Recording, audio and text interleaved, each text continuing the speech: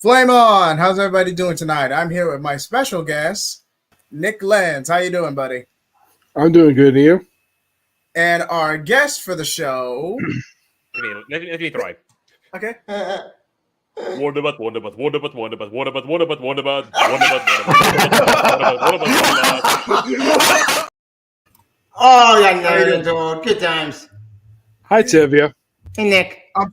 I'm probably only going to be able to play that a few more times, so I'm going to enjoy it while I can. Yeah. But all that being said, speaking of DC, I did get a chance to read one of the comics came out last week, Batman, Superman, World's Finest. And I noticed that Dan Mora redesigned Darkseid because he appears in the book. I know it's a bit of a spoiler, but apparently they went back to the pre-Flashpoint design for him. Thank God. I was happy about that because let's face facts. The whole new design doesn't work. It never worked from day one. I always did that new 52 design is horrible. I'll agree the new 52 Darkseid design is a little bland, but I'm not going to say it's bad. Well, it was designed by Jim Lee. True. He also designed new 52 Superman suit and Teen Titans designs are all horrible. Yeah, and there's no denying the fact that it appears that, like, of all the books published by DC Comics, it appears that Batman, Superman, World's Finest seems to have, like, probably one of the best series when it comes to artwork, because the artwork is gorgeous in that book. Oh, it's amazing. I'll go credit. Yeah, and there's only been 2 trades. I have not got the second volume yet that collect issues from the series yet. I've only got the first trade.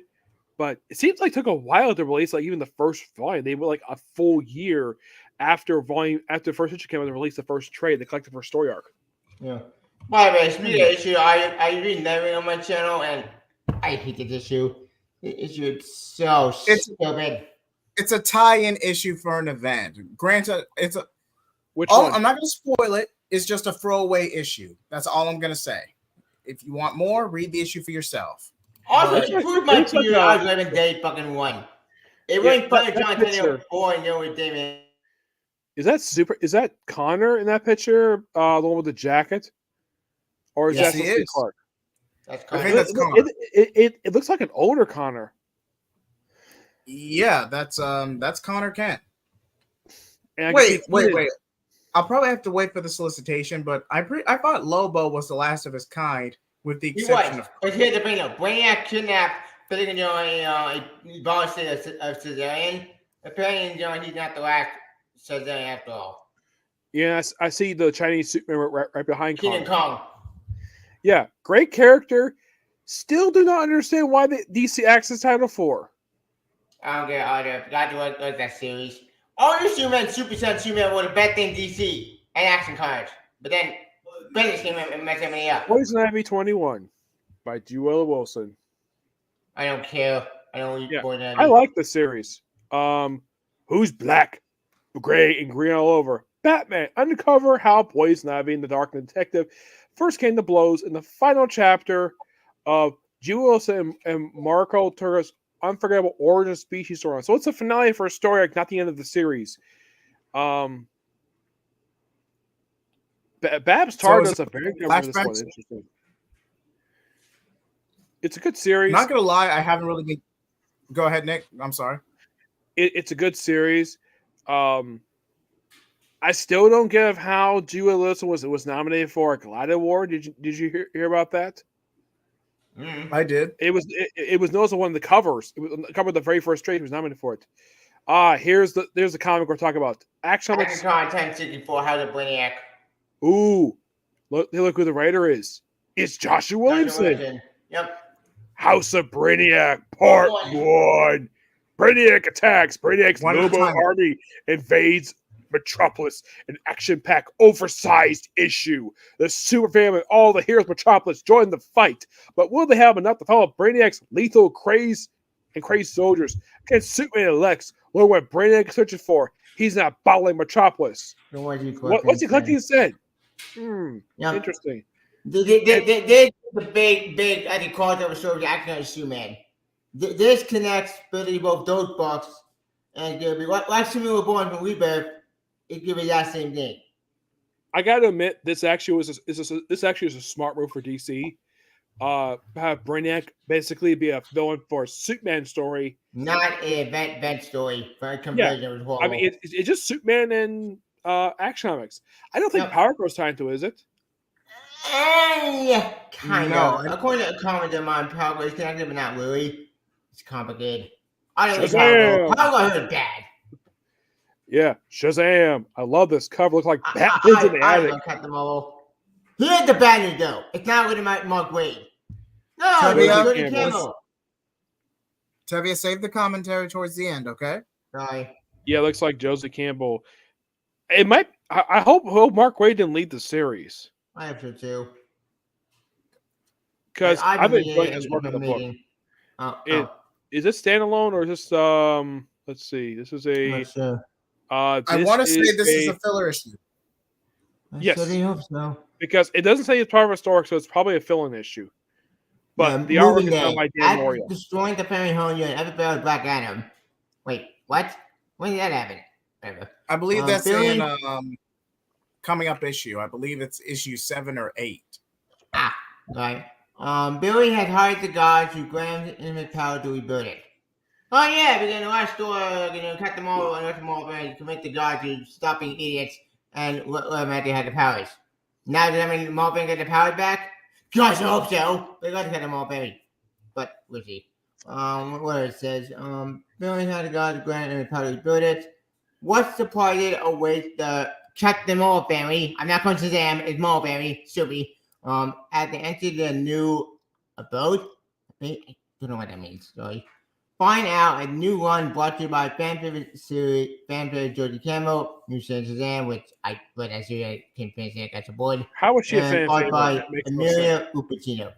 Nick, how was she a fan favorite? Josie Campbell or Mary Marvel? Mary Marvel. Josie Campbell. Mary Marvel series. Yeah, they say Josie Campbell. I'm like, that makes no sense to me at all. Yeah, I haven't seen much of Josie Campbell's work, so I can't really comment on that. But please, if either my panel or the people in the comment section have experienced her in other stories, please feel free to give me some feedback. I read that main series. It wasn't that interesting. It kind of boring. You mean new champion Shazam? Yeah, I read that book. It was so boring. And it was sad. I heard that the series did terrible in sales. Yeah, it didn't. Oh God, awful. I had a source to confirm the numbers with me. It was bad. It was bad. And I'm like, here's the question: why is DC still giving her work despite the fact her book keeps bombing? I don't get it. Wait, she hasn't had one successful book? Nope. All failures. Amazon's attack is horrible. I forgot she was on that. Jesus Christ. Did you guys read the recent issue of Wonder Woman? This was a fun issue. It had nothing to do with it. It was interesting. Like, especially the one part of this issue where you have Donna and Wonder Woman playing a PS4 video game of Injustice. Okay, that's funny. That was hilarious. The fact that she got a chance to interact with all 3 Wonder Girls. The original one, Cassie, and the current one. You all 4? Yes. All 3 in the same issue. I thought the issue was really good. Despite what people say about Tom King, this was a good issue. Yeah, this is getting the Wonder Family story. The backstory about the Super Sons. I know that. I know the backstory about the Super Son. That story. Yeah, the backstory is weird. I did also read the Nightwing issue that came out this week. That is what you're talking about. Yeah, where it's kind of in a way like it looks like next issue has nothing to do with Beast Ward at all. It seems like it does. It doesn't. It's a self-contained story. Yeah. Yeah, where Davey gets turned into a house cat. That was. I remember if you were here 2 months ago, we saw that in the solicitation. They literally just the cover was the exact meme. I'm like, yeah, and then he gets cured, and then here's something really weird.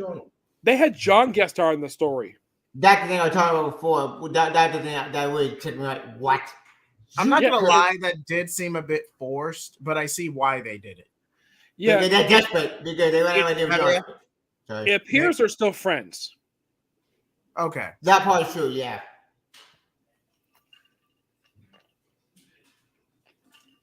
But here's the thing. The thing that really took me, the thing that really took about the story, the main villain escapes. What? Tevia, try not to spoil. Save commentary for the end. Sorry. Harley Quinn. Wait, looks like DC Spring Nightwing, Breakout. Batman. Who's that behind Batman on his That's left? Katana. That's Oh, Katana, Nightwing, Mr. Wally Freeze is in the West. corner, Ably. and couldn't I tell, want to say but I- Clayface is in the back. Hold on, Yeah. wait. Can y'all see the screen? yes. Yeah, I I had a didn't see the increase screen, in- but wait. Try It looks like a clicking hiking trip. DC I Spring guess so. Maybe one. No. She's still under contract, Tevia. They got to give her something to do. Yes. I'm There's I'm somebody actually just surprised to commented see Mike on Barr here, though. our stream. Looks like it's from Twitch. Hello, sorry for bonding. I want the ball for promotion of your channel. It's probably a bot. Yeah. Yeah, I that thing happened to me as well. And on my subscription involved get 3. Yeah, I had to bring it up because otherwise, though, someone might say, "Hey, why would you ignore this comment?" Well, moving Yeah. on. Go to Aside from Prince streamlight.com. Martin, let's see who was on this book: Corey Curtin, Joey Esposito, Morgan Morgan Hampton, Hampton, Patrick Young, Tom could be. I don't know who One at a these people time, are. gentlemen. Mike Barr. I know who that is. The- Paul Bleacher, I'm familiar with him. He's an old school writer. Ken DiDio, Dano, John Thames, I'm familiar with him. Of course, Dan Moore, who's not who he is nowadays. A lot of these writers, I don't know who the heck these people even are. That's what I just said. But Spring look at has this. sprung. It's 80 pages. For And it's $10. $10. Okay, that makes sense. For it Let's being that see, price. spring has sprung, flowers are blooming, bees are buzzing, Holly bringing the king shot out of Bella and Pretty. I don't get the joke. Whatever. All right is in the DCU is both here. It's basically a spring anthology book. That's really all you need to know. Let's Yeah, do and for- $10 is, I think that's fine for an 80-page book. Yeah, you're getting your Even money looking at your shelf. worth. What the hell does that mean? Please don't make anything it is. Please don't be one thing it is, please. If it is one thing it is, then we're screwed. Harley Quinn's 2024 annual. I only Harley Quinn. I dropped a long time ago. Okay. I do. I read it. Nick, I love if you Harley please. Yes. Let's see. Is it okay, it's not written by Tina Howard. She's the one who's been writing the book lately. Toot toot, ladies and gems. Don't you hate it when you bust your butt left and right with no word? Where you're devoted to life heroism, villainy, or regular personism. Ever needs a break? Which is where Harley Quinn 2024 annual comes in. 40 pages of luxurious luxury cruise based in comedy genre leave you feel rested, relaxed, and ready to freaking solve a maritime murder mystery. When Santana gets framed for a murder mystery on the ship. Oh, Cruise ship. Smuggler and Harley on the case. Okay, I have no problem with Harley getting annual, but DC Comics, can we please stop doing the whole name and year the annual comes out? Just call it by what it is, and number 2, because this is the first annual since like volume 2. Yeah, that's confusing. Oh heck! Like, why did he make it confusing? Like, can't you just make it simple? Yeah, they've done this the past few years, and I'm getting sick of it. Same. Can we please just go back to numbering for these annuals? When Marvel does their annuals, at least they put numbering on them, not put the freaking year on them. Yeah, well, I'll get Marvel. Even though I have ton about Marvel, so it ain't been horrible. At least the I might anime is consistent. I might do a separate video on this, but am I the only one who thinks Batman's Chimp Zdarsky's Batman run has gone on way too long? It's It's been been going down like there almost since a the year. Zonar stuff happened. Zonar. Which is sad. His foot art was fantastic. Fail safe, amazing. I love that story with Tim Garvin. That was my favorite thing that Tim Garvin ever did ever. And I was so I'm happy. pretty sure that happy was a ever. subplot that was strictly in the backups. He wrote it. Not many people made good like that shit. He wrote it. It was awesome. I'm not Nick, sor why he's dragging out the whole Zor-El thing for this so long, because this is something Grant Morrison did, the whole ultimate personality thing. What Zdarsky is doing is that he's basically continuing something that Grant Morrison started. I don't think Grant Morrison cares the fact he uses it at all, But this is something associated with Batman RFP. That's where the Batman Zeral comes from. No. They're not giving Silver Age. Yeah, Silver Age, but the whole thing of they being ultimate person. Not only a Batman's, that was from RFP. Ow. Yes, which if anybody get a chance to read it, Batman RFP is an excellent story written by Grant Morrison, artwork by the awesome Tony S. Daniel. It came out, oh my gosh, like almost over 10 years, like almost 15 years ago it came out. Yeah, It did. It's an absolute great story. God, we got on trade. The explosive dark prisons continues as Batman learns from an old mentor what Zur's plans are for Gotham City and the world. Can the Dark Knight escape from a prison designed by the ultimate version of himself? And what nefarious roles does the Joker play in all of this? Version of himself. Is it the Batman who laughs over again? I don't know, but Jim Lee is doing very cover for this. Did you notice that? Wait, what? I did. Yep, Jim Lee. I didn't know that. It's our spotlight. Take a look at these. There's backup by Zardesky, artwork by somebody else, but wow. Like Jim Lee. What was last time he did a cover? I think it's been at least 5 years. Yes. Yeah. Like, has he finally got basically time to do it because he's basically the publisher of DC Comics? Maybe. Oh, this is one of those. Comic Day, 24 week on this, but I don't care. Yeah, it's a graphic novel. This is one of those original graphic novels DC likes doing for children. They're fine. I have no problem with them at all. It's the just Super Sun one was not that good. Yeah. That was a graphic novel. Yeah. This one was. I don't know who this writer is. I've never heard of this writer at all. None have I. It's focused on. Looks like it's focused on Big Barda. Big Barda, yeah. Yeah, I had no problem with this at all. No comment. Free comic day. Arkham Asylum. Better get a Joker's dog and a kitty. So it's a pet comic. Yeah. Kind of. Yeah. Probably for kids. But maybe you just cook those super dog but split it with the villains. Free comic. That is funny. Matt, this is John Ford. Oh crap! Already costume. Yeah, that's. I think the artist did that just showed the fact that Superman's got abs. Yeah. Free Comic Day, DC major event. Oh yeah, no, they're very hush. They're a rumor. The rumor is that this is an ultimate DC universe. I call BS on that because there's no one else in open DC universe. Okay, it can work if you have the right creative team. The problem in general is I don't know who they have left with the open DC universe. That's the rumor. Do I be legit? I don't know. Yeah, Rob Liefeld has spoken on his podcast basically when companies do this, when they put out a book like this with no creative team on it, he says this is actually a really terrible idea to do this because they put it out there. But his perspective is if you're going to do a book like this, have the creative team ready ahead of time. Don't just blatantly announce a book and put creative team to be announced. Yeah. Also, Rob Liefeld said that this is like the open DC universe, like more open universe. Since when? When was that legit? If I want to be legit, I have no idea. The Earth 1 comics, New 52. Also, but it was open. That's debatable. Well. Yeah, that's true. But here, All-Star was supposed to be open DC universe. That was the plan. But All-Star was different. It was supposed to be standalone stuff, similar to Ultimate. Because it was confusing. There's only like 2 books. There was like All-Star Superman and All-Star Batman. One at a time, Tevia. Nick. Yeah, there were 2 books released. There was one planned to release, but got canceled. There was a Batgirl one.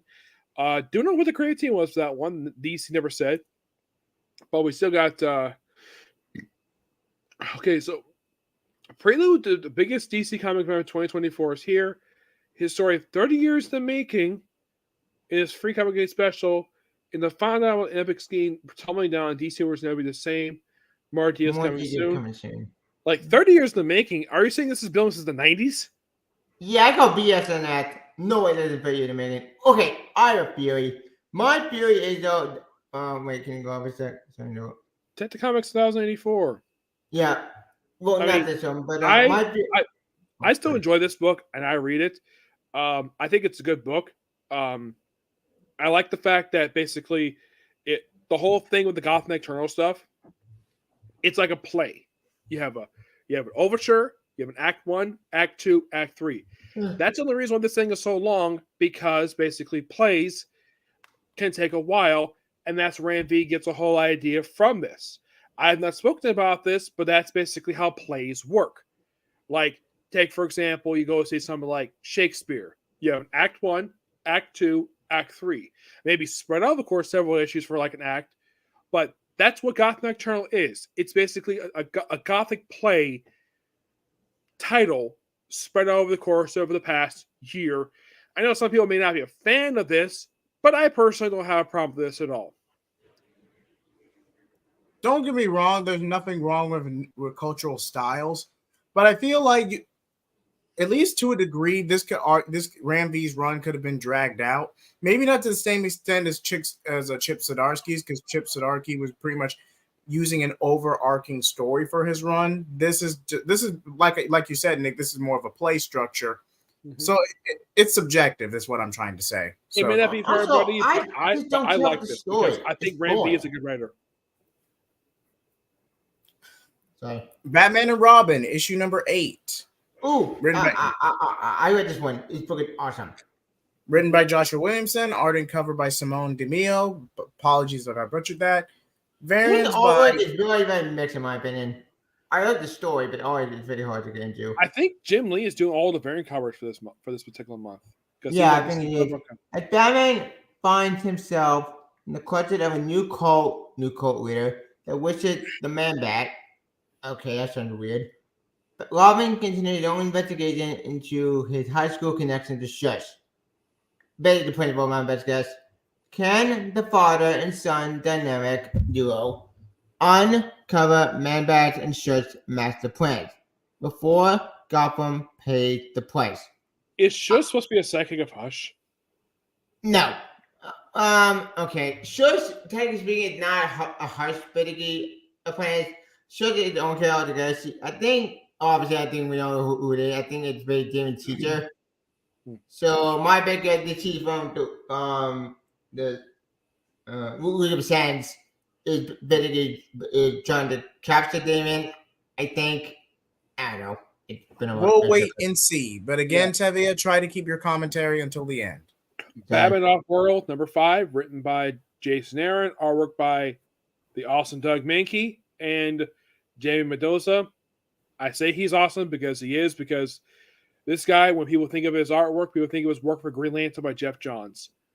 Because it was him, Ethan Van Sciver, Evan Reyes. He was one of those artists working on that run, which was really good. I recommend people check out Jeff Johns for Green Lantern because it is still holds up this very day as such a good work.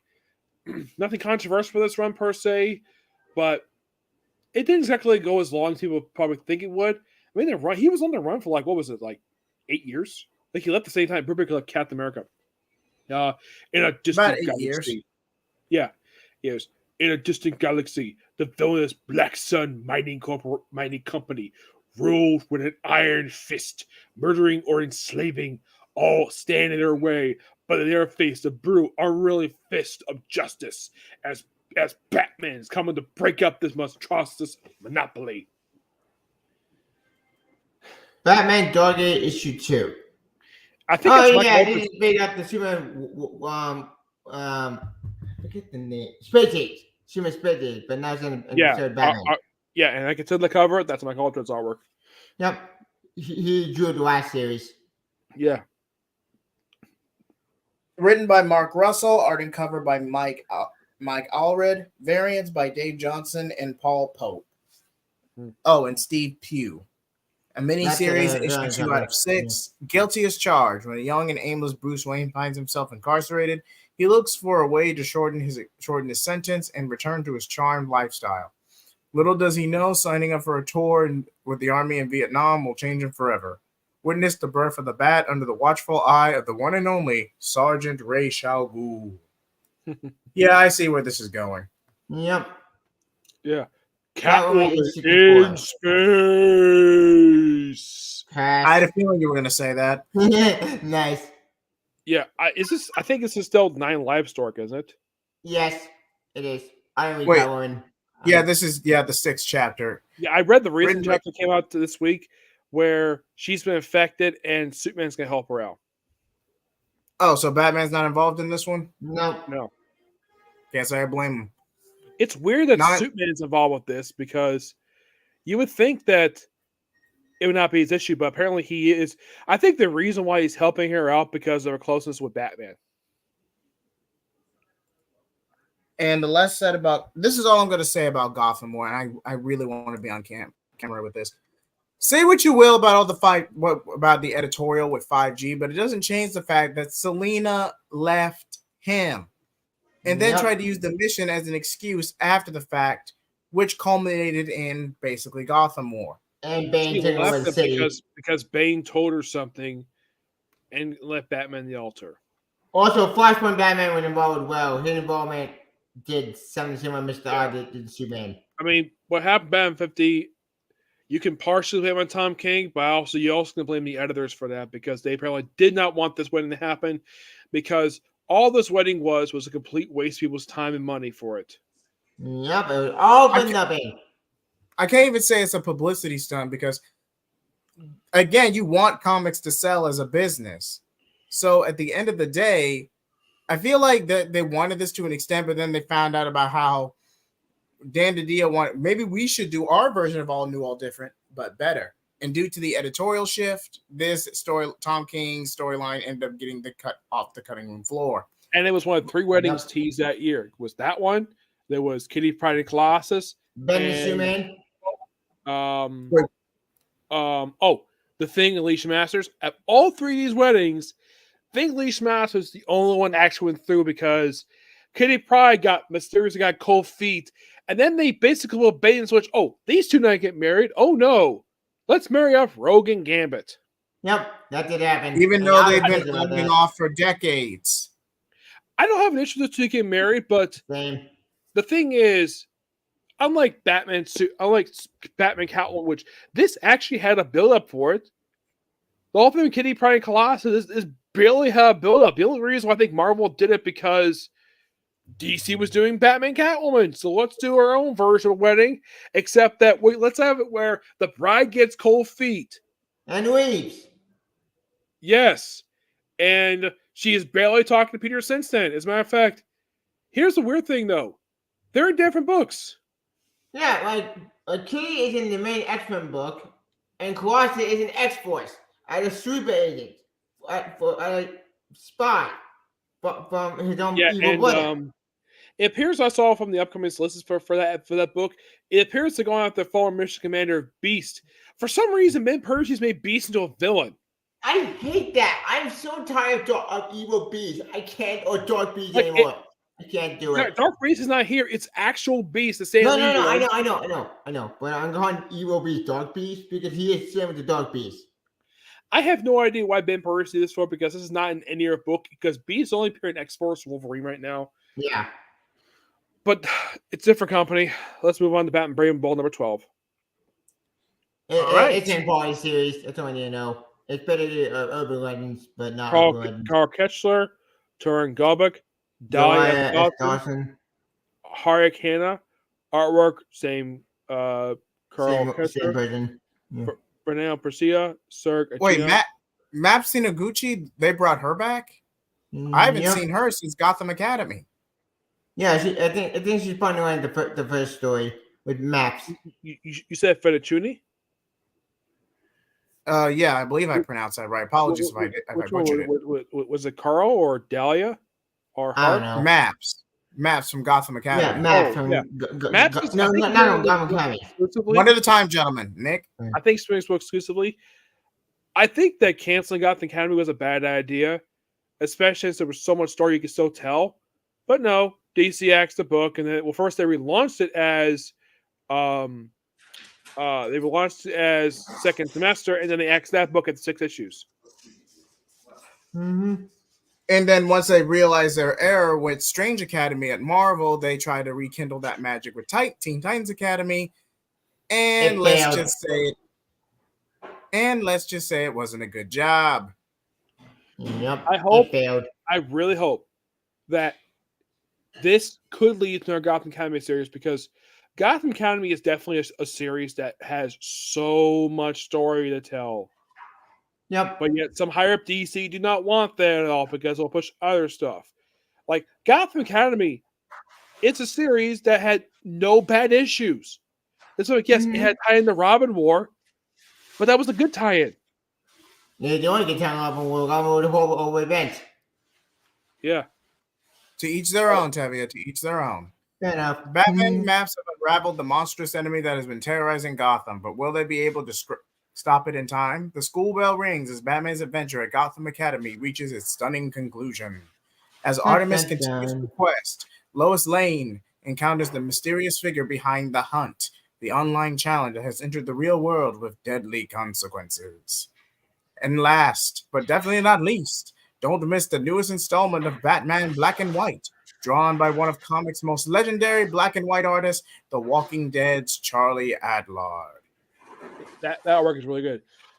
Congratulations, Nightwing, for reaching 300 issues. 300. Written by Tom Taylor. The artwork is various, which is basically an amalgam piece. Backups written by Michael W. Conrad, Howard Porter, Bruno Redondo. Oh, no, wait, he's doing cover, excuse me. Yeah. Since the 1940s, you've seen him go from acrobat to orphan, from Grayson to Robin, from Robin to Nightwing. You've seen him work alongside the universe's most powerful heroes against existence's most sinister villains. You've seen Grayson do so many things, but now in his 300th issue, you'll see him, well, you'll just have to pick up the issue and find out. Join us for this Legacy 300 milestone. Fun fact. Guess what was the last non-comic to reach 300 issues from DC Comics? Action Comics? No. Action Comics achieved that feat years ago. They achieved it back in the 70s, I think it was. Flash? Yeah. Like, it's been a long time since a 300 issue for any comic book. If you think about it, the only comic I could think of maybe could have had 300 was maybe Justice League, but that never celebrated 300 issues. Wait, Spawn? Spawn had 300 issues. I mean, from DC Comics. From DC. Spawn is Image. Yeah. DC has not done many 300 issues. You notice that? Yeah, I went for Action, Detective, Batman, Wonder Woman had one back in the 80s. I think Wonder Woman, maybe the last one had 300. Superman had his back in the 70s. 70s as well. Yeah. So I'm thinking the last comic book DC published that had 300 issues was Wonder Woman. That makes sense. Like, it's weird. The fact that it took this long to do another 300. Not Teen Titans, not Justice League. You give it Nightwing. And look, a 2024 ended for Nightwing. And looks like, I think that's supposed to be his sister. Or at least somewhere. No, that's B. That's B. From the Recreation Clap. I'm not joking. Yeah, she got a recent mini art where she was the adopted daughter of the Pirate Queen during Bloodhaven's early day. Pirate. Okay, basically the Pirate King was recently taken out. His wayward son tried to seize the mantle. A power struggle ensued, and Nightwing helped B out. They reconciled, and Nightwing got exclusive evidence of Tony Zuko. Spoilers for issue 111, mind you. They finally got the evidence to tie Tony Zuko to the demise of the Flying Graysons. That's basically that arc in a nutshell. Wow, so how boring. Follow up with that. The secret origin of Bay Bennett during every recent pirate adventure. We learned that B. Bennett, I hate that name, sorry. Dick's ex-girlfriend and the Pirate Queen, whose father, the quartermaster, left the entire pirate society. Okay. But what about her life before she became a pirate? Before she met LeGrayson? Who cares? Just one more importantly, who led her to where she is today? A backstory, no tale of betrayal and a lot of independence. Basically, this is B. Bennett's origin story, pretty much. Yeah. Travis Moore. Yeah. I don't mind this being told in the annual, she's a character from Nightwing. Of course you give her a Nightwing annual. It's fine. I have no issue with it at all. Harley Quinn. I love that cover. But the problem is, though, she's from Rick Grayson. No one good at Rick Grayson out of Taylor Lark. I don't get why it's in there. Tevia, save it for the end. So I just get caught up. Happy New Me. Yeah, Tina Howard. Like that is I love that cover. Hi, Puddin'. Meet the new improved Harley Quinn villain for hire. That's right, you jabronis. I'm back and I'm busting heads. Okay, between you and me, this is all part of a secret plan. I'm going to get a study of some Gotham's worst up close and personal. Think of it as an apocalyptic study, and you don't go your brain flustered. Plus, zip, pow, Senko, fill your eyes on my interstellar lights. Your girl take trip to outer space to hang out with the star babes and slay some other space stinkers. Brought to you by my great grandmother Erica Herndon. What? Oh my gosh! It sounds so hilarious. That backup story. Does that sound so funny to you? It does. Not gonna lie. Harley Quinn. But great grandmother Erica Henderson. That is funny. Birds of Prey is a deep cut. Not gonna lie. But if I had to have one nitpick about this first arc, why wasn't Barbara / Oracle involved from the start? I get why you wanted to add Cassandra Cain, give her something to do after the Batgirls got canceled, but I feel like a lot of there was some artificial tension in this first arc. Also, what is their base operations? I have no idea. The clock tower? That's what I've been thinking. Yeah, I don't think this book has ever even shown their base operations at all. Not that I've seen. Yeah. Ooh, Vixen joins Birds of Prey. Not a bad idea. I don't have an issue with that because here's the thing. She has no history with Birds of Prey, so this is the first time she's a fresh original member. Good job, Kelly Thompson. It's actually really smart move on her part because if you think about it, what book is Vixen featuring currently? Nothing.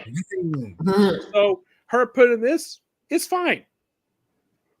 Maybe one of the Beast World tie-ins, but other than that, I haven't seen Vixen in much else. Beast World. I saw her featured in it was Just Sing America with Steve Orlando. Yep. Where here's the thing. Batman's on the roster, but she was the boss of the team. The book was good. I like the book. Yeah. The Outsiders, I think this is the final issue of the series, this one. I don't it says it's an ongoing. Was it supposed to be a miniseries? I don't remember. I don't know. But I think it's weird. You have an Outsiders book and you don't have any of the classic Outsiders here. You don't have Metamorpho, you don't have Katana, you don't have Geoforce. Geoforce is in jail. But you just have Luke Fox and Batwoman. That's it. Well, no. Here's the thing. This actually is series to Planetary. Yeah, it's still a Planetary, but it's just that there are people who are Outsiders fans and look at this book as like, where are the Outsiders? Where are the familiar characters of Outsiders? Like a casual fan, basically, who filmed with the Outsiders, and they see an Outsiders. Where are the Outsiders?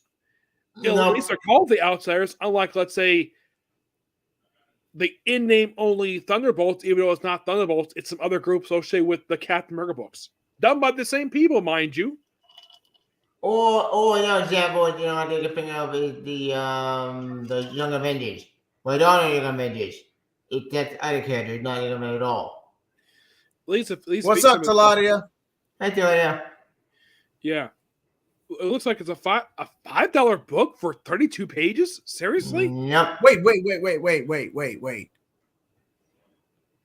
Okay, I can understand Luke being in this book. I easily can understand it because of the whole what happened with I Am Batman and Jace Fox. Luke is kind of in limbo right now, but there's no reason this book should be $5. Yeah, no way in hell it should be $5. Screw that. Yeah. And look, it's Red Hood the Hill, the follow-up to Red Hood Outlaw. I thought Red Hood Outlaw ended. Is it no, this is a follow-up to that.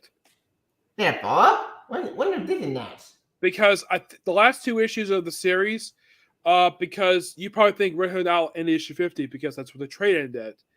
It actually had 2 more issues. Oh. And this is basically a sequel to that. And here's the weird thing. Lobdell didn't write the last 2 issues. It was somebody else. I think it was this writer who wrote it. Yeah, because Liddell finished his story in issue 50. Then we got an annual, I think, and that's how the series ended. Well, there was 2 more issues released, 51 and 52, and that was it. Yeah. I got to admit, that run for Red Hood and the Outlaws / Red Hood Outlaw was really good. Not a bad issue, that whole series. The lead episode was good. It's just after Hood and Crisis, I think when the book went to heck. I don't think Red Hood and the Outlaws even contributed to Heroes in Crisis. No, it did. But they're far. They're far Hood and Crisis. When Jim Todd talked to Batman about it, he talked about Roy being dead. One thing I love about the series is that in the Rebirth one-shot, they actually brought it. They made his pre-Flashpoint canon, his backstory, the one that was told, yeah, the one that where he met Batman by stealing the wheels of the Batmobile, which that happened in issue 402, and that Rebirth issue made that canon, which that's good because that's associated with post-crisis Red Hood. I don't remember what his backstory was. They established post-Flash. I don't think they established his origin. I think they kind of did. Okay, in New 52, we see him with the Outsiders, who I don't really give a damn about. Not seen villains, not good group at all. And then we have stuff. I don't know. It was weird, stupid. They have a spaceship that was it's called the Starfire. Yeah, it was a bad idea. Yeah, and I think the ship got destroyed by the end of the series. Yeah, I think it got blown up. And written by Sean Martin, bro. Art by Tony Atkins. As hell comes to the hill, literally, Jason Todd has gone up against his fair share of monsters and paranormal creatures in his time, but he's never gone up against anything quite like the demonic creatures that have been unleashed in the streets of his new hometown. Literal monsters roam the city, metaphorical monsters pull the strings in the shadows, and they all have Red Hood in their sights. Now, don't get me wrong, giving Jason Todd his own setting and trying to branch him off in the Bat family a bit, it's been a long time coming. Yeah. So me personally, I actually believe that Jason should have actually been DC's Punisher from the get-go, strictly an anti-hero. But I could see how you want to keep him within the Bat brand, given this character's significance. Yeah, if so I also he had the crowbar, no guns. The outfit he's wearing here in the cover, he started wearing that when Red and the Outlaws became Red Hood Outlaw. That's when he started wearing the outfit. I think it was issue 26, I think it was 24, 26, I think it was. Mm-hmm. That's when he started wearing the outfit. He's wearing since then. And I think the character, I think that's original character. Yeah, she got looks like his partner, but she's blue and Red is red, but he had crowbars now, no guns. Forgive my computer mistake, but what's the idea of letters with guns? Why give him crowbar? Yeah, I don't get the crowbar thing, but did you know Killer Croc was in the cover? I want to say that's Killer Croc. Yeah, I think that's Killer Croc. Yeah, that's Killer Croc. I can think it looks like then that. Then who did a character? It looks like Luke Fox's father, but not Luke Fox. Lucius? No, that's not Lucius. I think that's an original character for the story. I don't think that's Lucius. Just that we look at him, he has nothing to do with skin color at all. It's just the way his face is designed. It looks similar to Lucius. Yeah, I wonder about that. Maybe James Fox in disguise. Oh, that's funny. That might have been Mixaplick. Oh, I love that. That's who it is. Written by Mark Waid, art by Dan Mora. Beware the power of the Doom-Mite. Following the imp-shattering events of Batman Superman World's Finest 2024 Annual in issue 25, it's up to Mr. Mixaplick and Batmite to give Batman Superman that they're for real this time. If the dynamic duo of odd couples can't work together, then our entire dimension is in jeopardy. I love this story. It's an awesome everything I want. Yay, Mark Waid. Not gonna lie, I actually thought the Penguin was an out-of-continuity story till recently. I didn't read the series. I didn't know I'm done talking. If I remember correctly, they set the series up as a backup feature from Detective. Pass. The Penguin's returned to... it's fine. It's just it's kind of like, am I the only one who thinks comparing Penguin in that situation to Palpatine being in that situation? Yeah, Palpatine. As far as I can tell, I think he's the one of like 3, kind of Batman. Well, he's still a Batman villain, but 3 major who's not a Batman superhero who's got an ongoing series. You have him, you have Harley, you have Ivy. I think DC, the reason why they get Penguin one, because He's one of Synergy. Batman, he's one of DC's like A+ villains. When you would think of Batman, Penguin is one of the villains people think of. So this is probably a good marketing move on their part. And having him have one makes sense because there's like so much story you can tell with Penguin. I agree. I agreed. Well, because he is a fallen aristocrat. Basically, that's kind of his backstory. And of course, here you have the Iceberg Lounge, not the Iceberg Casino that Tony S. Daniel had to establish in the first arc of the Detective Comics of Doom 52 relaunch. A casino. Seriously. We think of Penguin, he runs the Iceberg Lounge, not the casino. also, apparently, he has the twin children now. Since The when? Penguins, their original characters starting at the beginning of this run.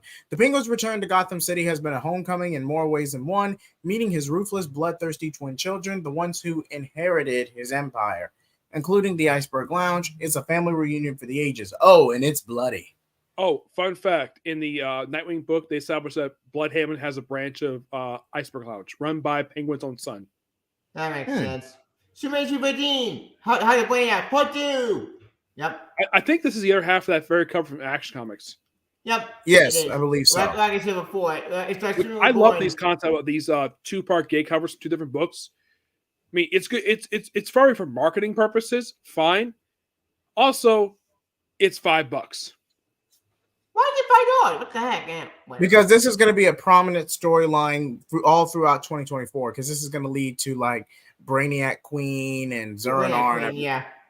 Yes, I could actually see how the price increase in this one is justified. I can see that. Yeah, I agree with it. Even though I'm not Batman, I hate that. At this point, fine. I'll bite the butt. I'll read this one. Superman and Lobo team up together. The Man Steel and the Man.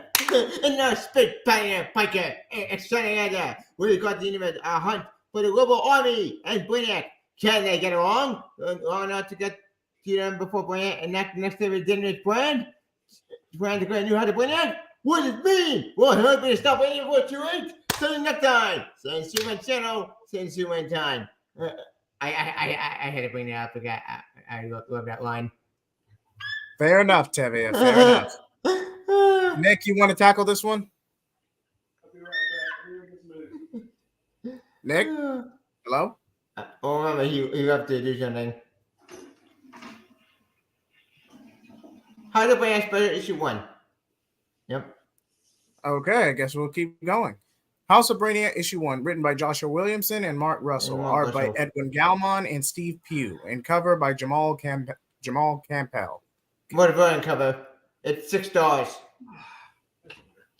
An essential issue in the Action Comics Superman crossover as Brainiac's secret history with Lobo and Zarnia revealed. How did Brainiac create a bottled city of Zarnia? Who stepped up to protect Metropolis after Brainiac's army leaves it in ruins? Will Lois Lane confront Perry White about his own secrets as he runs for mayor for Metropolis?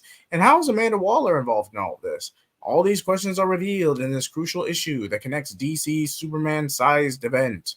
Yeah, the whole before I continue, that whole line of confronting Perry White about a secret thing that was established in the first annual of this volume. The Man Superman book. Yeah. Yes. Meanwhile, Bibbo steps up with the heroes gone and the city in need of some champions. Our favorite bartender organizes the community to save their beloved home. From what I can tell, he's a classic Superman character. Yep. Oh my gosh, Crush is in Power Girl. Oh no. I love Crush. Crush is a great character. I like Crush. What's up with her shirt? Right. It's like basically, it's like, did they give Crush a boob window like they did Power Girl? I never noticed that. I never I can't tell going off the impression here, but let's keep an eye on that because I might have to switch the banner to late night at the rate this is going. But but I love Crush. Crush is an absolute great character. Yeah, she's Adam Glass' character, but at least Adam Glass created a really interesting character. That's why people may not like his run. She is one of the good parts of his run. I definitely. I didn't know it was bad. And I might have like one spin-off book, but that's been it. I think it's the first time she's featured in a book since the team book she had with her father. She did appear in Teen Titans Academy for a few issues, but that was mostly set up for Crush and Lobo. And then after that, she's appeared in a few Pride anthologies here and there, but that's about it. The third party body were all bad anyway. They want to okay, that's not true. The one third party body I love, the Kevin Conroy. The Kevin Conroy party body was fantastic. That was a great story. That was the only story that was good. Everything else, bad. And also, Power Girl still wearing the outfit she wears over in Action Comics, but And she's paid you know now. you know something missing by her outfit? No jacket. Nope. Also, they renamed it a page. Why? Just Probably to help better tell them apart, I guess, because they're essentially the same person. I would have gone with Galatea personally. Yeah. Her original alias she had was Karen Starr. that makes sense. I don't know how you, but that name makes sense. Power Girl. Page? What's up, Not T? so much. What's up, T29? Hey, How you doing? Yeah, I love that cover because I know the artist. But, I met him. Great guy. Nice. And it's greatly drawn. It catches your eye like, oh, it's Power Girl and Lobo. Interesting. Maybe like I guess some people who are familiar with Crush, like, ooh, I'll pick this up. Two for the price of one. But I believe this is a tie-in issue to the House of Brainiac storyline. Yeah, it is. I'm not surprised, but it's not listed, but it says right there. So if Crush is joining this book, fine. Who else can do anything with this character? No one. I really hope Crush doesn't get shelved, and I will do a shelf title Gone Bad 3 covering the Adam Glass run. But before we move on, Crush isn't a bad character by any stretch of the imagination. It's a slow build. She does what she's supposed to do. Maybe you could argue the melodrama was ham-fisted at least a little bit, especially because Damien's not the type of person to lead people on. He's going to put the mission first. He's going to banter. He's a little arrogant. But other than that, he's not just going to lead someone on unless he believes it's warrant within the mission itself. There would just be no benefit to him. But remember, Jane manipulated Crush's feelings. Well, there's something that Crush has in common with Damien, with Red Arrow, and with Wally. They're Wallace to a degree. Yeah, Wallace. And Wallace. They're legacy characters. They are. Because her father is the awesome Lobo. Damien's father is Batman. Red Arrow's brother is Green Arrow because Green Arrow's son is Green Arrow. Well, Wallace is the evil Reverse Flash. Kind of. But it's really explained. This is something, if you're curious, like, wait, how is Reverse Flash Wallace's father? It's not actual. It's not Eobard Thawne. It's Daniel West. It's Daniel West. This is something that now Williamson is the one who established this. He did not create Daniel West. That was Francis Manapolo and Brian Mucciolo. They're the ones who created him. And also they mentioned that book, like he got killed off. That was something that Sean Ryan did in New Suicide Squad. Which is technically a DCU title, not a New 52 title. Yes, but that's where he died. He died in the annual for the book. The whole thing of him being retconned being Wallace's father, that was Williamson who did that. I forgot about that. And of course, also Wallace got a chance to meet Captain Boomerang, who worked with his father. And aside from that, they've never done anything with the whole thing of like, oh, Wallace is the son of an evil speedster. Okay, but nothing's done with it at all. It just and also because he's also Barry Allen's nephew. Oh, the second one. Isn't it weird? We have two Wallaces. And the weird thing is, Jeremy Adams had nicknamed Ace. I love that. That made me happy. Most people I've ever done in Flash. His Flash one, perfection. Chef kiss. I love that one. Oh, it broke my heart. They left the book. Yeah. It happens. Suicide Squad Dream Team. The book that spun out of Beast War. I'm happy. Is that Bizarro or Match? That's Bizarro. No, I'm pretty sure that's Match. But Match is dead. Did he die in that terrible Shooter Squad book? If you've actually read Superman issue 10, Bizarro gets access to magic, and that leads to something going on in Superman. No. That's Action Comics. Action Comics. That's what happened. Yeah, is it just me, or is those a tire for those troops? Does that remind you of Starship Troopers? Oh, yeah, Yes, it does. Starship Troopers. But we also have a Dreamer, who I don't give a damn a Dreamer. I'm sorry, I don't give a damn because she's so boring. Yeah.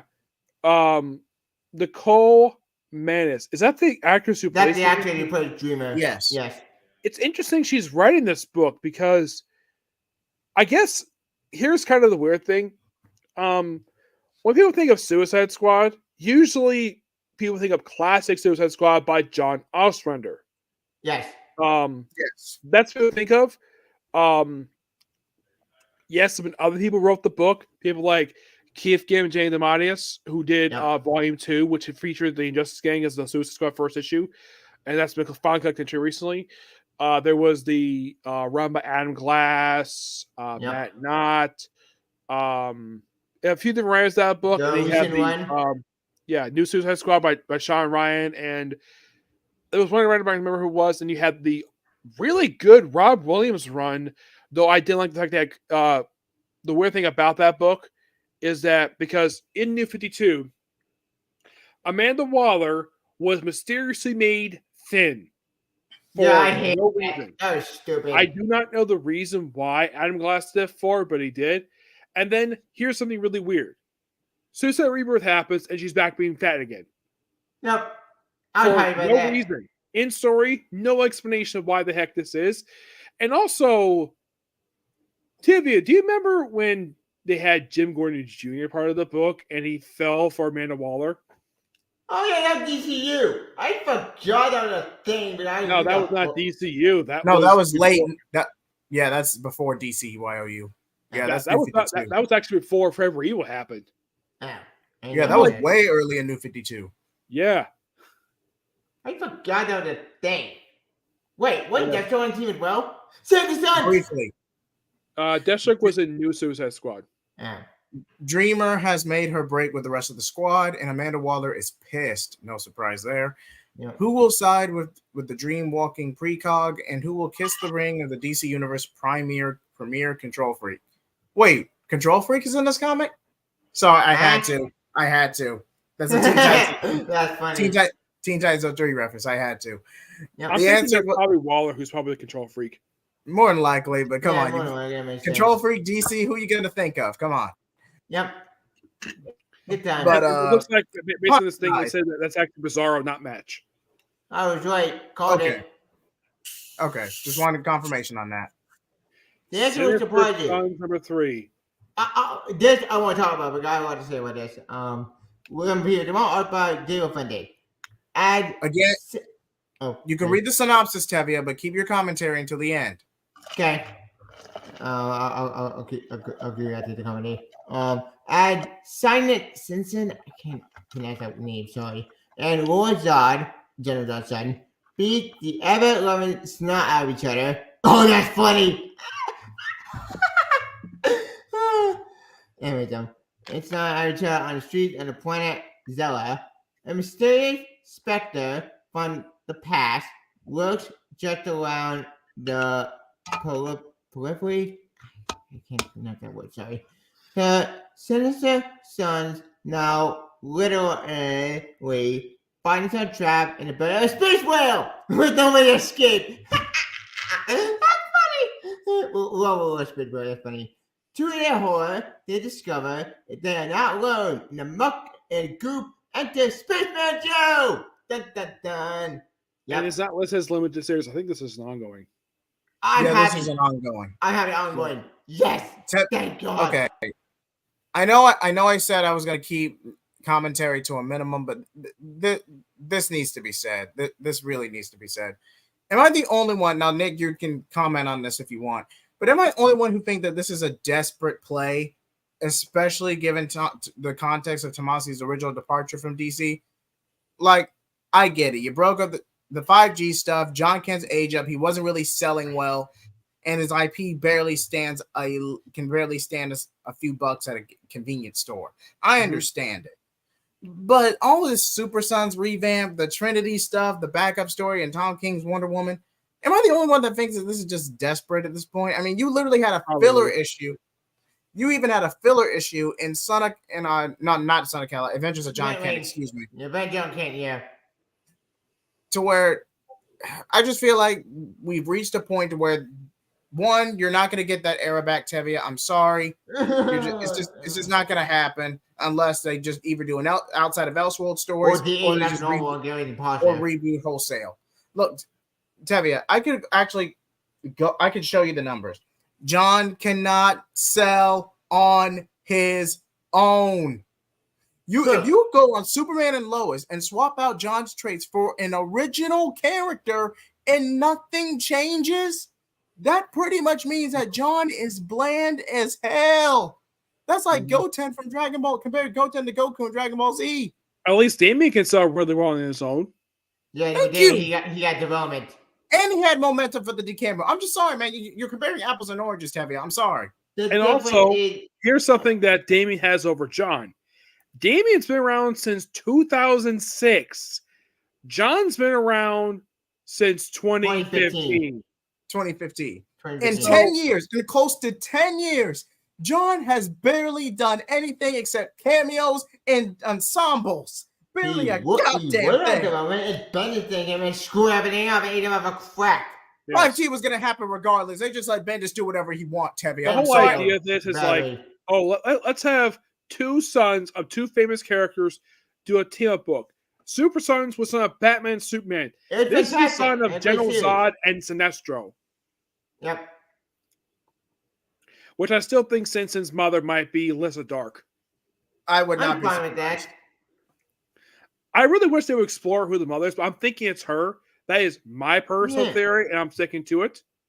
Yep. And I know next book, I gotta say the way to say the movie. You ready? Yep. Ready. Kneel before Zod! Kneel! What a gory cover! You see, looks like Zod just basically just uses his heat fish to blast someone's guts out. Oh yeah, Vegeta from Dragon Ball Z. Yes. Is DC trying to make Zod like Vegeta? I think so, yeah. I would not be surprised. At least that you don't have Superman in universe snapping Zod's neck. True. Even though I have no idea why Zack Snyder thought that was a good idea to do. Here's the thing, though. Superman did kill Zod in continuity. That is the ultimate Zod, technically speaking, but it did happen. Yes, he felt guilty in that story and he went to exile, but it still happened. Mm-hmm. And he went to Warworld in that story. Better not good with DC. I agree there, Joe 9. Joe Casey is the writer of this book. The aftermath of a brutal war, the brutal invasion of New Kandor has cost the Supreme Ruler everything he holds dear. But there will be a reckoning, and General Zod will not rest until he has acted his bloody revenge. Let the universe tremble as Casey and McDad delivers newest chapter, The Cosmic Odyssey. Hi, Claudia. Yo, what's up, Nick? Kind of lost it there. Wonder Woman. Yes, you did, Jay. Yes, you did. Well, that is a very... I love that cover for Wonder Woman. Yep, I do as well. It looks pretty good. Now, Nick, you second to Taladia, you're arguably you're arguably the biggest comics expert I've had on the channel so far. Would you say the story with the Sovereign is very similar to Fury from the Fury two-parter in the DCAU? Like, it is a blatant ripoff of that story. I think so. He's thinking about food, so don't mind him. But don't get me wrong. Cashews. Nothing wrong with cashews. But don't get me wrong. Me hungry. Giving Wonder Woman a self-contained story after like what happened with Lazarus Planet, Revenge of the Gods, I understand it, but I'm just not the biggest fan. And forcing the whole Super Trinity Gen S backup story isn't doing this book any favors. No, this isn't. No. Nope. And I'll say this right now. I gotta say this. Let me say it, Jay Heat. Okay, Go ahead. Go ahead. this even makes John Kent even more redundant. Explain. You don't want the smoke, Tevi. Just stand down now. Don't let him. I've been courteous. I've been good to you. Taladia will rip that band-aid the moment you give him a chance. Don't make me do it, cause don't push my buttons, cause I will do it, and I Yeah. will show you proof Oh, that John Kent is redundant. yeah. Jay Heat, does this Yes. cover remind you of classic Wonder Woman covers? With Yeah, her being it tied up does. like this? From 1940s, yeah. it reminds Yep. me of 1950s. 50s. Wonder My Woman. bad. That was something her creator loved doing. He loved putting her in It wasn't bondage. 50, it was A during the lot, 40s. like almost a lot of the covers. He had a fetish for that. And now I have to Oh. drop the late night banner. Thanks, Nick. Yep. Mm-hmm. Please continue. Hey, I can't Oh, see my it's showing face. Tori's face. Day is so far doing the artwork. This guy doesn't Oh. even have to take up his own banner. He just did. He has put up whenever I bring up adult stuff. Yep. Anyway, Wonder Woman visits the Sovereign. After being captured by a team of villains, Diana finds herself at the mercy of scariest of them all. Unbeknown to our heroes, the Sovereign has been pulling her strings since the very beginning of our tale. Now it's time to see her to see it's time for her to see the world his way as she falls under the influence of the lasso of lies. Plus, Trinity visits the past and unexpectedly changes the future. That part confused me. Because, wait, what? What? How's he going back in time? I'm Save the confused. commentary for the end, Tevia. Sorry. Yeah, Flash, save it for issue number 8. Save it for later. Sound spirit doing this thing. Yeah. Yeah. Another really good cover. Written by Simon Spurrier, art by Ramon Perez. Apologies if I butchered that. The Stillness's prayers have been answered, and with the help of someone very familiar to Wally West, the next stage of their plan is enacted. Meanwhile, where is Wally, and what has the resident done with him? Where's Wally? Good question. If you got that reference, Jay, I get the reference. A cover by one of my favorite artists, Mike Diodato Jr. The Awesome. Flash, 2024 annual number 1. Someone brought the numbers back. Thank God. Thank God Yes. someone got the number back. Speed like, Force number 6. Yes. Wait, Taladi, I don't know if you heard my rant I did about this, where DC has done this last few years, where Yeah, they go keep putting the year, it's on the freaking annuals. Just call it annual number 2 or 3. Don't call it 24 annual. Yes. It's so confusing. So I feel like the year and the numbers is a good compromise, but remains to be seen if it sticks. Taladi, should- you were saying? I think you should have like annual number 1, 2024. Annual number 2, 2024. But have them at least numbers and at least people know what issue and whatnot. If you know what I mean, Nick. I get what you mean. Nick? Yeah. That makes Yeah, sense, I get right? it. That makes sense. With Wildly West MIA, Central City is dealing with all bizarre threats arisen. So thankfully, Wallace West, Avery Ho, and Circuit Breaker are here to help. But they can count on Barry On, who's having a crisis of his own. Huh? Yeah. Oh, goody, Ryan is Speaking back. of Wally and Avery, here's Speed Force number 6. I think it's the final issue of the series. I want to say, Yeah, I think Yep. so. and let it be known that despite me and Mr. Williams having a similar first name, I have in no relation to Mr. Williams or this comic whatsoever. Oh, JD, look, your guy's back. Roundhouse from Our Rights and Giants. A character who is literally a ripoff of Gold Balls from Marvel Comics. Yep. Anyway, You're not wrong there, Nick. You're not wrong. Yep. Speed Force number what? 6. Before we move on to the synopsis, I just hate that Mono a Manos was wasted on this miniseries. It kind of irks me a bit. The Teen Titans fan in me is really annoyed by that, but the show Same. must go on. The show must go on, yes. the young speedster team has found the source of the missing scientist, but is it too late to turn back the tide of the brainwashed teens? Interesting. Weren't It's an they interesting. kids in this eventually? It's an interesting synopsis. I'll give you Yeah. that. Very Yeah, and interesting. also DC is still Titan- hesitant to pull the trigger on putting these two as a couple. They're still hesitant to pull the trigger. There's a board trigger, like, there's gonna be a couple. There's nothing Titan wrong with issue it. Save the rant for later, Tevia. Save the Yeah. rant No, for no, later. no, There's this ain't nothing- rant. I'm just saying. Yeah, this is a rant. It's coming from my point. There is nothing wrong with a mixed couple. Nothing wrong with that at all. Nothing. It happens in real Agreed. life. So I don't get why some people who do fiction think it's a bad idea. Like, big example of a mixed race couple where they're successful over the years is Luke Cage, Jessica Jones. Yep. Not just that. Why wasn't Linda Park? Linda is Asian. So that's a mixed couple. Yes. But I let's have Luke Cage, Jessica Jones as an example because it's an example from Marvel did. DC just Wally and Linda. And I'm like, Wallace is black. Okay. Avery's Asian. Okay. So what? Who cares? Avery's got a thing for him. Allow him a couple. Yep. Like I'm Linda not- Park, like Linda Park and Linda. I think it's Linda Park or Linda Linda Park and Park Wally. Yeah. and Wally West. Yeah, Yes. there's no problem there. So I have no problem with it. Anyway, I'm not Wally either. Titans number 10, written by Tom Taylor, art done by Lucas Mever, and cover done by Chris Samney. Sammy, I think. Samney. Yeah. Yeah. Is He's that- the is guy that- with Mark Waid on Daredevil and Black Widow. Oh, And I gotta say this now.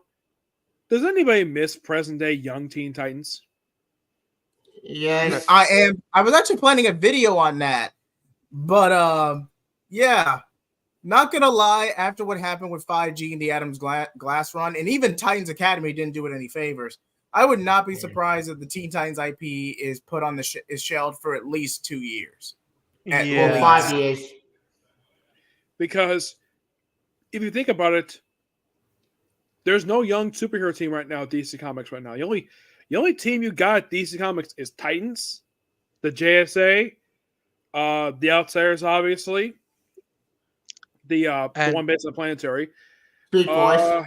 And Speed Force. That's pretty much Speed it. Force. and of That's course you what got it Team is. Arrow, but that's not many That's teams on about it. DC right now. There's no Yeah. Justice League. There's no Super Sons. They're gone. Yeah. Yeah, there's For no good official reason. Yeah. there's no like Teen Titans because that's one thing I missed about the Ben Percy run because Same. But Nick, when you know- Adam Glass took over, it's like, oh, let's not use their proper headquarters. Let's headquarter out of a warehouse. Let's have But them Nick- on a prison. But Nick, the reason why we haven't got Teen Titans and whatnot is basically because there's no synergy right now for the movie side of it Mhm. and the animation side. So Yep. If I remember correctly, the Teen Titans Academy got canceled in 2022. If I remember correctly, yeah. But Yeah. after that, there hasn't been. There so hasn't it's been been. almost 2 years.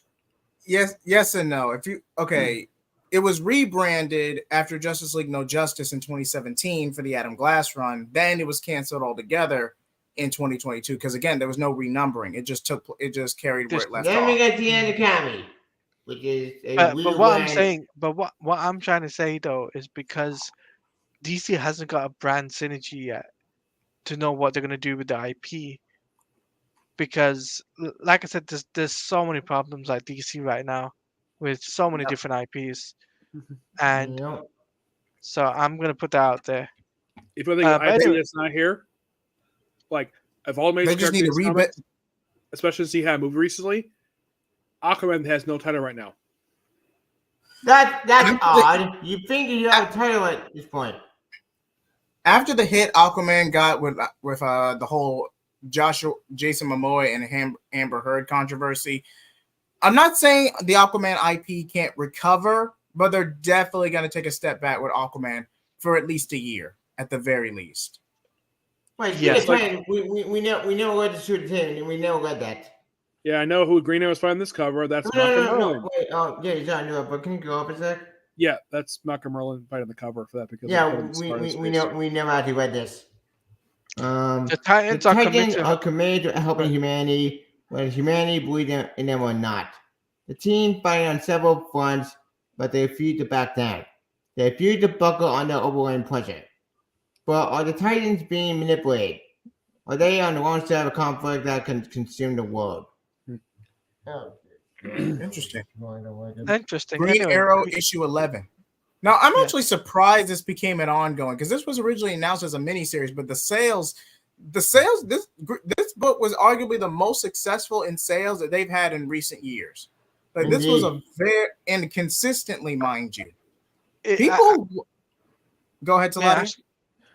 Has since obviously Green Arrow the TV show, right? Has Green Arrow New 52? There was a book for that, wasn't there? Yes, there was a book. The New 52 Green Arrow was heavily inspired. Synergy played a heavy role in that book. But here's the thing. Here's the thing about the Green Arrow book. It started a year prior to the show because the show started in 2012. The relaunch happened in 2011.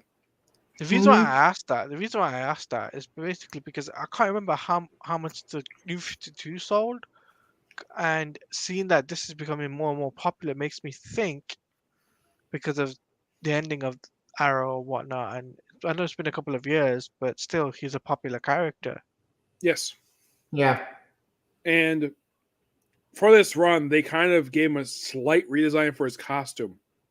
Yep. Do you like the redesign or no? I do. I don't mind it all. Green Arrow is one of those characters I have no problem with. They redesign him. Just don't take away his goatee. Don't take away the beard. Or turn him into a Batman clone to get out of the save on a licensing fee. But that's besides the point. That's true, yeah. Batman 27, it was Batman. Because he was featured in Ben Percy's run. Yeah. As a feature character. The burn mark, I don't know exactly what Ben Percy have explained of how the heck that happened. But yeah, that's Michael Merlin. Yep. Also a bonus. They brought out Lee and Harper in this book. It was awesome. Since Green Arrow #1, Merlin has manipulated Oliver Queen and the Arrow family.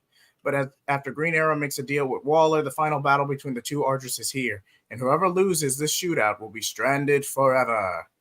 Ooh. So Williams is pulling something that they did with Volume 3, where they had the final battle between Count Vertigo and Green Arrow. Pretty much. Issue 10.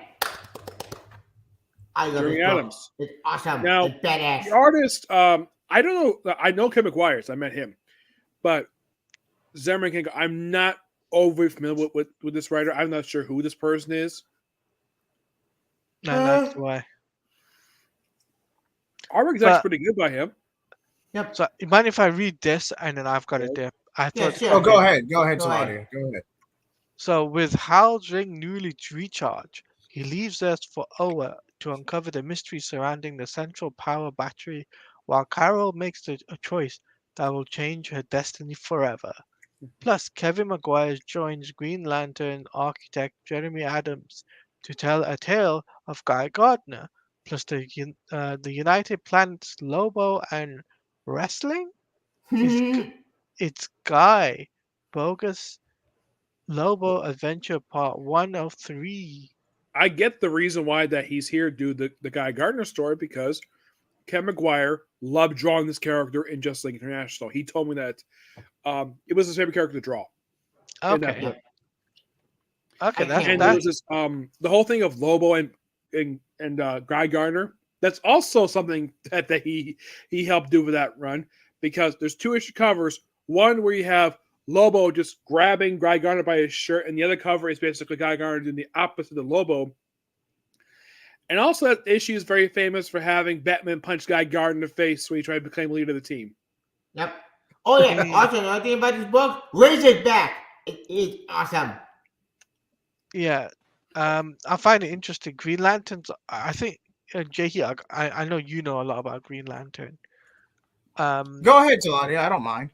Is Green Lantern making a resurface in popularity in comics? I think so. I would like to believe so. There has been a prominence in recent years after the Green Lantern, the animated series. Because allow me to give a little bit of context. Green Lantern 2011 was a nosedive for the It IP. was It's almost to bad. the point Yeah. where Green Lantern never recovered. It was so bad they pretty much made Green Lantern the butt of the joke for the majority of the Decamu. It was pretty bad. Yep. Right. And the tomorrow killed how you went off. That's a That's separate reading. issue entirely. That's because they were trying to cram multiple Now, what I storylines mean, into- what I mean, Jay, is in the comic wise. So, like, since New 52, has it been popular as what? I would like to say it's been popular. Yes. It's just not as strong as it could be, but I Mhm. would say the Green Lanterns are at least relevant. Okay. Yeah, they're loving it then. I just thought to ask that question because I wasn't too sure because Jared has been telling me, oh, Green Lantern, we got to cover that New 52. So I'm just like, I had to ask. Mhm. Understandable, but the one thing about Green Lantern is the fact that it was Jeff Johns and EVS's run, and it mostly carried over from Flashpoint onward. There were Yep. barely any changes. Why do you say that name? I don't have. Jeff Hey, Johns? I'm crediting him as the artist. Like, come on, No, he's the artist of that no. book. No, No, you mean Jeff Johns. I mean Jeff Johns. What's You wrong with know Jeff Johns? He destroyed. He It- destroyed it's running DC. DCEU, yeah. He destroyed the DCU. So I blame that Warner Brothers, not him. creatively, he meddled with people. Anyway, I've got a It was. tip. Go ahead, Talati. Anything you want to promote before you go? Yeah. So I've just posted my Suicide Squad Killer Justice League reaction video for today, which was the inside episode 3. Tomorrow, Wednesday, I'm gonna be talking about New 52 Justice League Volume 2, Issue 1 with Jared from Comics League, and Ooh. on Friday, I'm gonna be doing a live stream where we're gonna be doing our final predictions for Suicide Squad Kill the Justice League and what we could be expecting for that game in terms of story. So I'm going to be working on that, making the thumbnail. I'm going to do that, and then I'm pretty much going to be doing that tomorrow. And also, myself and Jay Heat will return with Blazing Shonen sometime soon. We'll let you know when. Sounds like a plan. Taladia Plays. Thank you again. You're always welcome on the channel. Thank you for stopping by. Yeah, and before I go, John Kent sucks. Facts. Deal with it. Yeah. Oh, Well, we have Green Lantern War Journal, which some people may not know this because the fact people think, oh, is this John Stewart's very first ongoing series? No. Number 2, because His he second. had Green Lantern Mosaic from 1990s, but he also, and this has been collected in trade. He also he was also the Green Lantern for the main Green Lantern title for a couple years, yep. which has been collected in trade, known as Green Lantern Sector 20. It's basically the sector number, basically Green Lantern is. It's 3 volumes. 2814.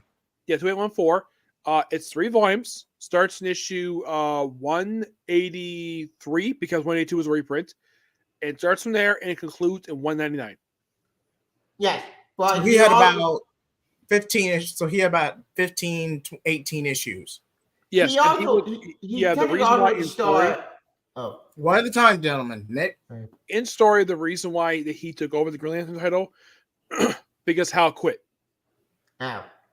And John was the Deputy Lantern at the time, so he took over as main Green Lantern title. And then when he came back, they kind of shared the last couple issues, and the book got sort of retitled with Green Lantern Corps for a couple years. Book got canceled, moved over to Action Comics for about a year, and then Green Lantern came back. Questioning his loyalty to the Green Lantern Corps and stranded on a terrifying new world. John finds a lost crew desperately need a hero. And he has an ominous growing presence with the Dark Star of the Fen. Meanwhile, on Earth, John's newly resurrected sister Ellie learns that she shares John's powers and she'll need him to protect the family from a cosmic abomination that was Veron. Now, News quick 3 was question. actually sister. Yeah. This was actually referenced in Dark Crisis Green Lantern book. The tie-in. So is this a Judy Garrick situation where Ellie's an original character, or did John Stewart kind of Nick? I don't remember him having a siblings in pre-Flashpoint. Okay, so Yeah, you like think I said before, these are a byproduct of that Dark Knight Time book. It was confusing as all hell, but it made no sense. Yeah, and it's But also kind of weird that he dated Fatality in the current continuity because in pre-Flashpoint she put him in a wheelchair. Yep. also, you know what's even weirder? The John Stewart in that book is actually the John Stewart from that Green Lantern book from that other letter who wrote that series that was in about got blown up again. Venditti? No, not Venditti. Dude, Ridley. after Venditti. Ridley? Yeah, John Ritter. I think I don't think Ridley wrote the Green Lantern book, the self-titled Green Lantern book that came before this book. I think it was a different writer who wrote it. And yeah, there's Grant Morrison, and then there's the other letter from Imminent Frontier. Now, I liked the Green Lantern, the one that Grant Morrison. I thought was really fun. I thought it was So really good. It had confused. good. I love the artwork. The story was. It gave me hooked the whole time. It felt like a Green Lantern book. How did you feel about it, Tibby, when Grant Morrison wrote Green Lantern? Oh, Jeffrey I felt Cohen. lost because it didn't feel wait. What happened sounding bad? When Jessica went, wait a minute, it got confusing. The one thing I got with the Dark Star stuff, the Dark Star stuff was amazing because that made fun of a lot of stuff. It made for Bendis, it made me happy. I was happy for that. It made for Scott Snyder delivery stuff, but that got funny. It made fun maybe of Tom King with his Batman stuff. It made it funny. It made for a lot of stuff. And I'm happy with that. Yeah, I don't get why some people didn't like the Grant Morrison stuff that he did for Green Lantern. I never understood that because I thought I really enjoyed the book. I have a theory. My theory about reading like that book is because it took me all the great stuff of Rebirth and threw it away because I'm going to tell my own story. Now, was this the Thorn run or the one before that? No, did before. Thorn came after that run. Before Okay. It was also a period of time where apparently Green Lantern could not be an ongoing series. It had to be a limited series. Yeah, right. Jeffrey Thorne wrote the current series before Jimmy, and God, that line made no sense because you're telling me something probably got blown up again, and apparently this card John Stewart with his powers and all with the power to future state nonsense. Bola got fixed at the end of the Green Lantern series, and they mentioned it's back, and it stays the whole series because Venditti blew it during Venditti's run. He had blown up basically power to his run. No. Jeffrey Thorne blew it up. Yeah, Relic and Story did that, but Venditti was the one who did it. That's true, yeah, but I'm running Jeffrey Thorne's run. He blew Center Power again. It got blown up. Blue Beetle issue number 8. Written by series. I heard it's good. Written by Josh Trujillo, art by Adrian Gutierrez, and okay, he's covered for just about most of this. And variant cover by Toki Tokoro.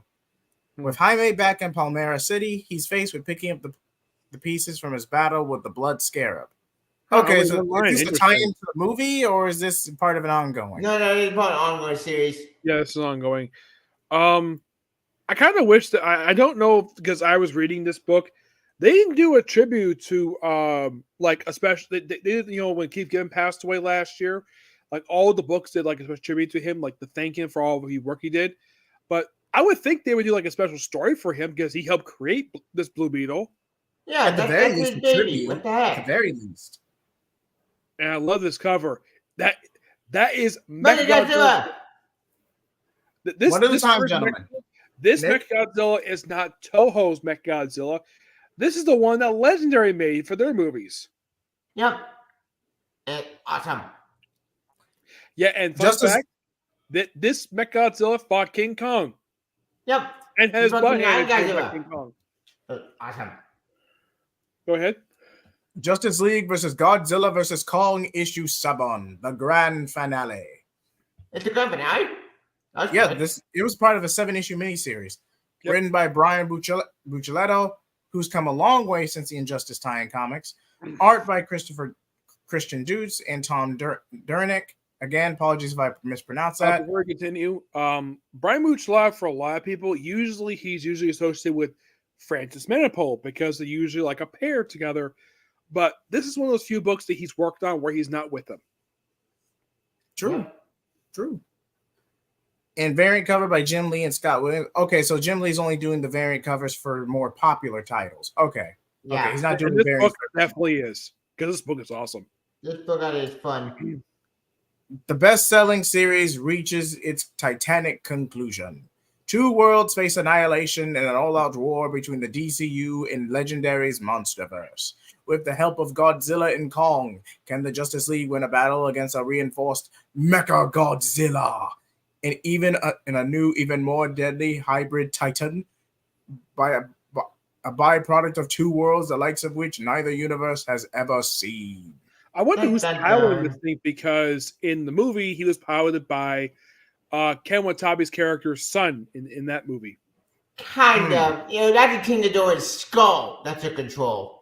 Yeah, but basically he was the human pilot for it. He was supposed to be the pilot, but that didn't happen with King Ghidorah. Yeah, took and the the- whole idea for that, with the humans, the skull used basis for Mechagodzilla, that's from the Heisei era of Godzilla movies, when they had Mecha King Ghidorah. Yes, he became a robot because this happened in King Kong versus Godzilla versus Mechagodzilla, where it's a time travel movie, weird time travel stuff, where they went back in time to prevent the creation of Godzilla by moving to a different island, and then they left these three little aliens on the island, and the Atomic Bomb created King Ghidorah. And then he got one of his heads blown off, fell in the ocean, and then this Sloan from the future brought him back from the future with a metal head, and then he was killed again and basically had to defeat Godzilla, who went on another rampage. And then in the very next movie, when it was titled Godzilla versus Mechagodzilla 2, and they used a Mecha King Ghidorah skull for the basis of Mechagodzilla. And the only reason they call it that is because there already was a Godzilla versus Mechagodzilla from the Showa era. That is true. I got so confused with that plot with the time jump. Like, huh? What? And What's up, movie theater king? And does it basically spoil how many movies Mechagodzilla has featured in? In the total movies, he's featured in at least 4.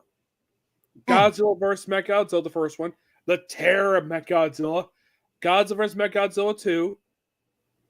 Actually, 5. There's also Godzilla against Mechagodzilla. Godzilla Tokyo SOS. And the Godzilla vs. King Kong movie. 6 movies he's featured in. 6. Actually, you missed one. The Netflix movie had him in it, but not really. Yeah, but that was anime. I'm talking about live action. It, not good. But 5 made by Toho, 1 made by United States, made by American Film Company. Which I wonder how people felt about Mecha. Like, here's the thing: the whole promotion for that movie was that we have King Kong versus Godzilla. The whole thing of having Mechagodzilla in the movie, that was a good bonus. Yeah, I love the redesign they gave That was him. a surprise. No one said it on current, not even me. Yeah, no one expected him to pop up there, but at least there's a reason why he's there, because Godzilla's on a rampage because apparently the owner liked the fact that apparently Godzilla gave people 5 years apiece, so they create Mechagodzilla, and that's a Godzilla goes on a rampage movie. Well, Meanwhile, Godzilla wanted to kill Ghidorah, but Ghidorah's head is still out there. Yeah, King Ghidorah. Oh my gosh, he was bigger than he was in Showa. Yep. Ooh. So this He was was like kill a fucking all those. planet. Oh yeah, anytime to the video game. What's up, Oh, David? Written by John Suicide- Lehman. Speaking of the video game, we got a new insider. And oh boy, this is what a can worm I'm not sure about they were gonna do. But they did it. They did the thing. Should I tell you what it is? What DC artist do you want to shine this year? Nick, Oh, yeah, man, you're- Dan Moria. Can continue to shine. Jorge Jimenez. Patrick Gleason. Um, One Patrick back in DC. Trying to think who else. Mike Mike Didal. Yeah, Mike Diodato. Riley Ruspo, as long as he's not doing any Tim Drake Robin. Oh No, God, Robin, no, never. no! Keep him away from that character. Keep away from Robin at all costs. Nicola Scott, the artist on I Titans. feel like that's a pretty solid list. Mm-hmm. Nicola Scott is a very good artist. I've never met Nicola Scott, so Layman I've never met either. But this is a tie-in just to the game. Yes. I think it's a prequel, isn't it, to the game? Yes. Yes, it's a It prequel. is. Similar to Goblin Knights. Goblin Knights had a prequel comic as well. I don't get why in the world the Arkhamverse said the retcon where Deadshot was saying the whole time has been a poster, and then this new one is the real Deadshot. I don't like that retcon. The retcon makes no sense. That makes no sense. Yeah. I would like Also, this another retcon the movie. This retcon the Assault on Arkham. Assault on Arkham that technically wasn't an Arkhamverse movie. They just used Arkhamverse character designs. But that one's open enough to where you could interpret it as semi-canon. But I love that game because it's set between Origins and the original game. Yes. Okay. But Kevin Batman's in it. He voiced Batman in that movie. It's awesome. Yeah, I believe it's not Kevin Conroy. It's the guy who voiced Mark Origins. No. Conroy voiced Batman in that movie. Yeah. That's him. Oh, I thought it was one from Arkham Origins. No, he was. Someone else took the role for Arkham Origins. I forget who. Yes. It was. I really wish some people would acknowledge the fact that game is canon, because I love that game. It's like, because it's not made by Rocksteady, so it's not canon, even though it actually is canon because it was referenced in Arkham Knight. It was Firefly. Yes. It takes more than a boomerang to survive a riot at Arkham Asylum and all its superpowered rioters. This in particular sucks if a boomerang is your weapon of choice, and your name is Captain Boomerang.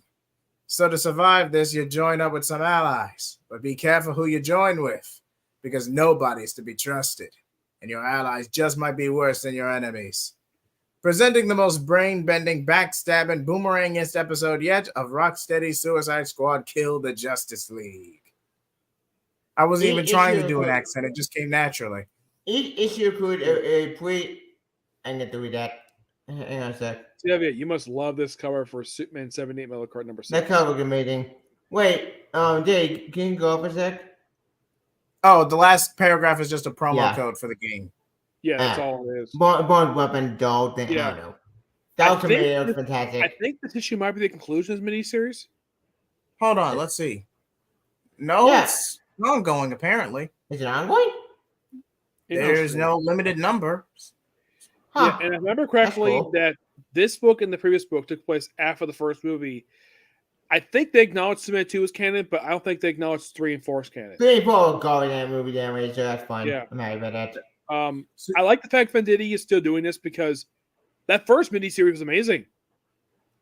Yeah, it's fantastic. I gotta give him props.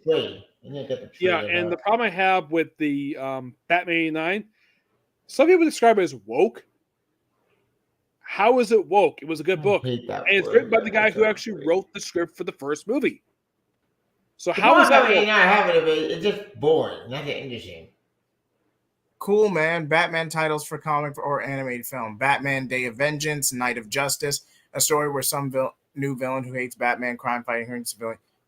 I can see that more as a title rather than an animated film. Plus, we can't judge too much Batman movies already. We need to put Batman right now. We have plenty of Batman movies. Not a Superman movie, though. Wonder Woman movies. You know what's sad? Superman and Metallo battle it out in Russia. Can Superman appeal to Metallo's humanity and put an end to the bloodshed? Or will Metallo finally crush the Man of Steel beneath his boot? Yep. Justice Society of America, issue number 11. I heard something might be the final issue of this run. What? No. This better not be the end. I don't want the end right here. There's no statement of a final issue, but I will say this about JSA. JSA, at least where the story is currently going right now, I'm not going to name spoilers, but the way it's going right now, it kind of makes Tim Sheridan's Alan Scott Green Lantern redundant because you can pretty much just read this and you can pretty much get what's going on. You can skip I'm not going to spoil it, but I feel like Tim Sheridan's Alan Scott Green Lantern was supposed to be a companion piece to JSA, but it's more boring than anything.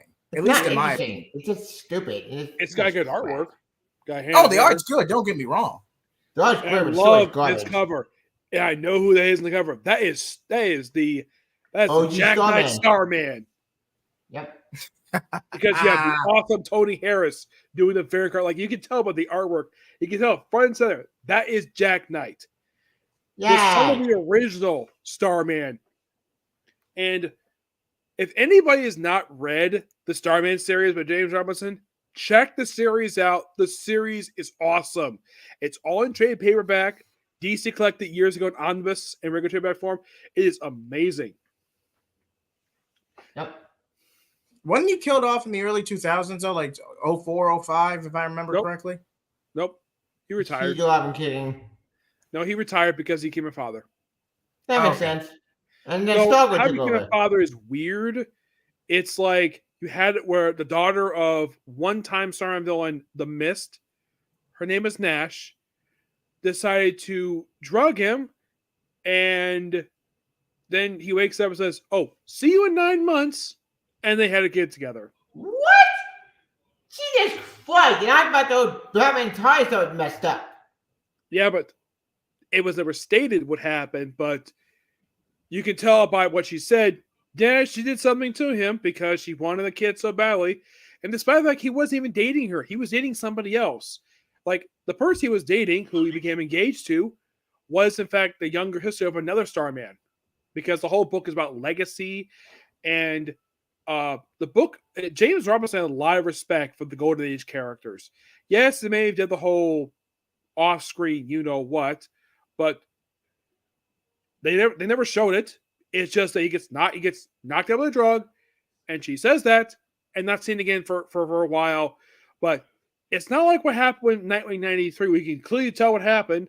Here you can you can have your imagination tell exactly. Yeah, we know what happened. Yeah, Gail Simone's never going to live that down. I'm just going to tell you that right now. Yeah. But how is Dawn of DC treating everyone so far?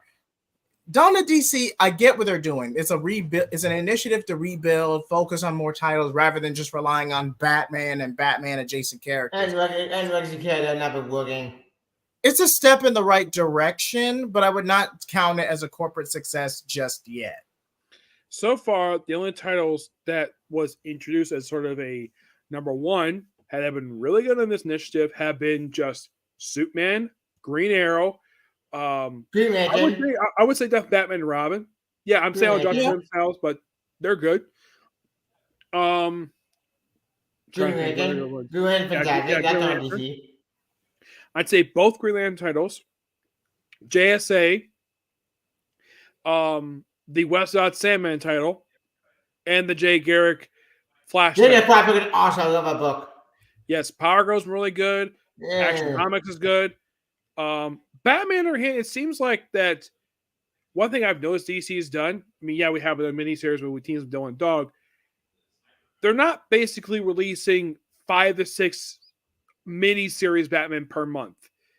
I think this is like one of like 2 or 3, but it's not like a lot. Because I think DC has finally trimmed back on that. They're still releasing Batman miniseries, yes, but they're not overdoing it. I agree. Yeah, I agree.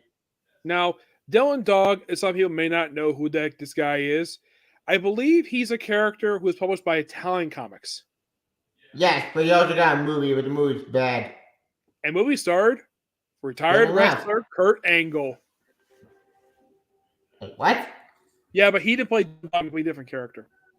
Oh. Yeah, I think he played one of the movie's villains. Written by Roberto Riccioni, art by Gigi Cavango. Apologies if I mispronounce any of these names. Art by Gigi Cavango and Rivera del Dura. The second issue of the bombastic team-up between the DC's Dark Knight and Sergio Bonell's Nightmare Investigator is here.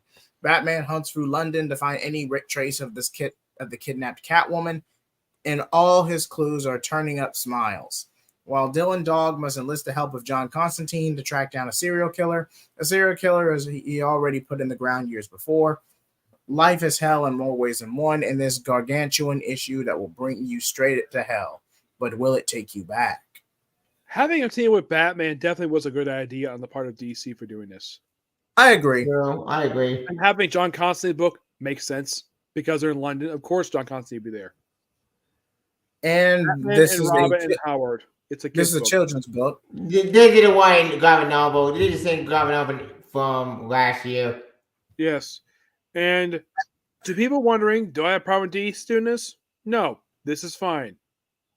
It can't be worse than that terrible calendar Gotham something. Gotham High.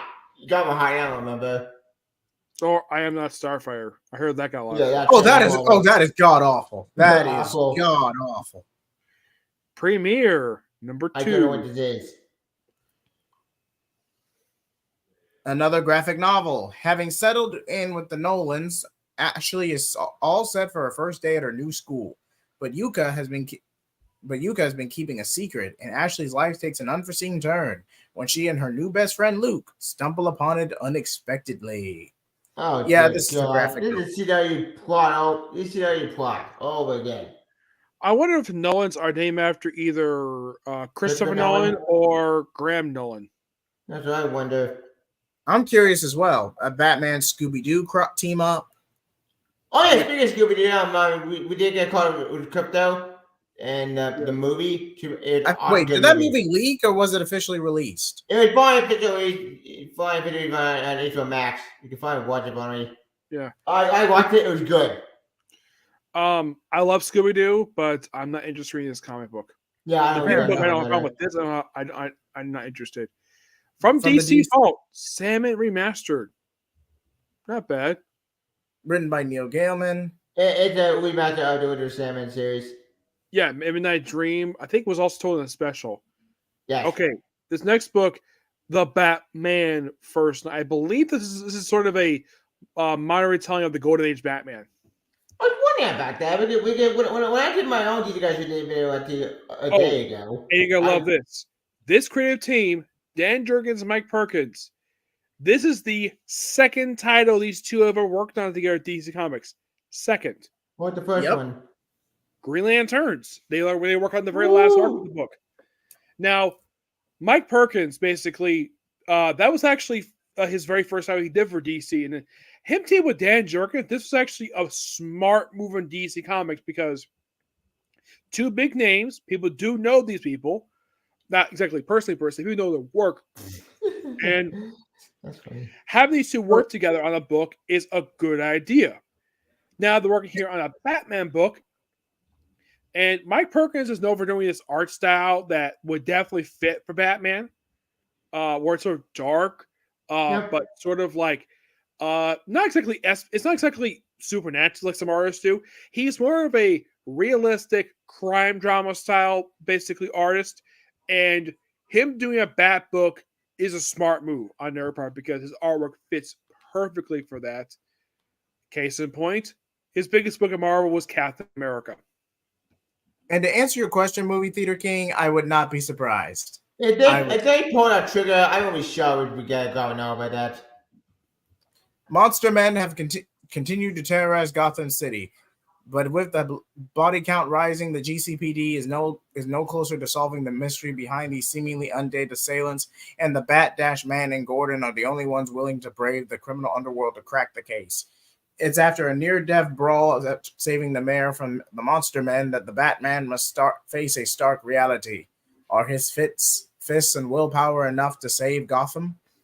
Tell you the price tag of that book. It's $7 for 48 pages. Ugh.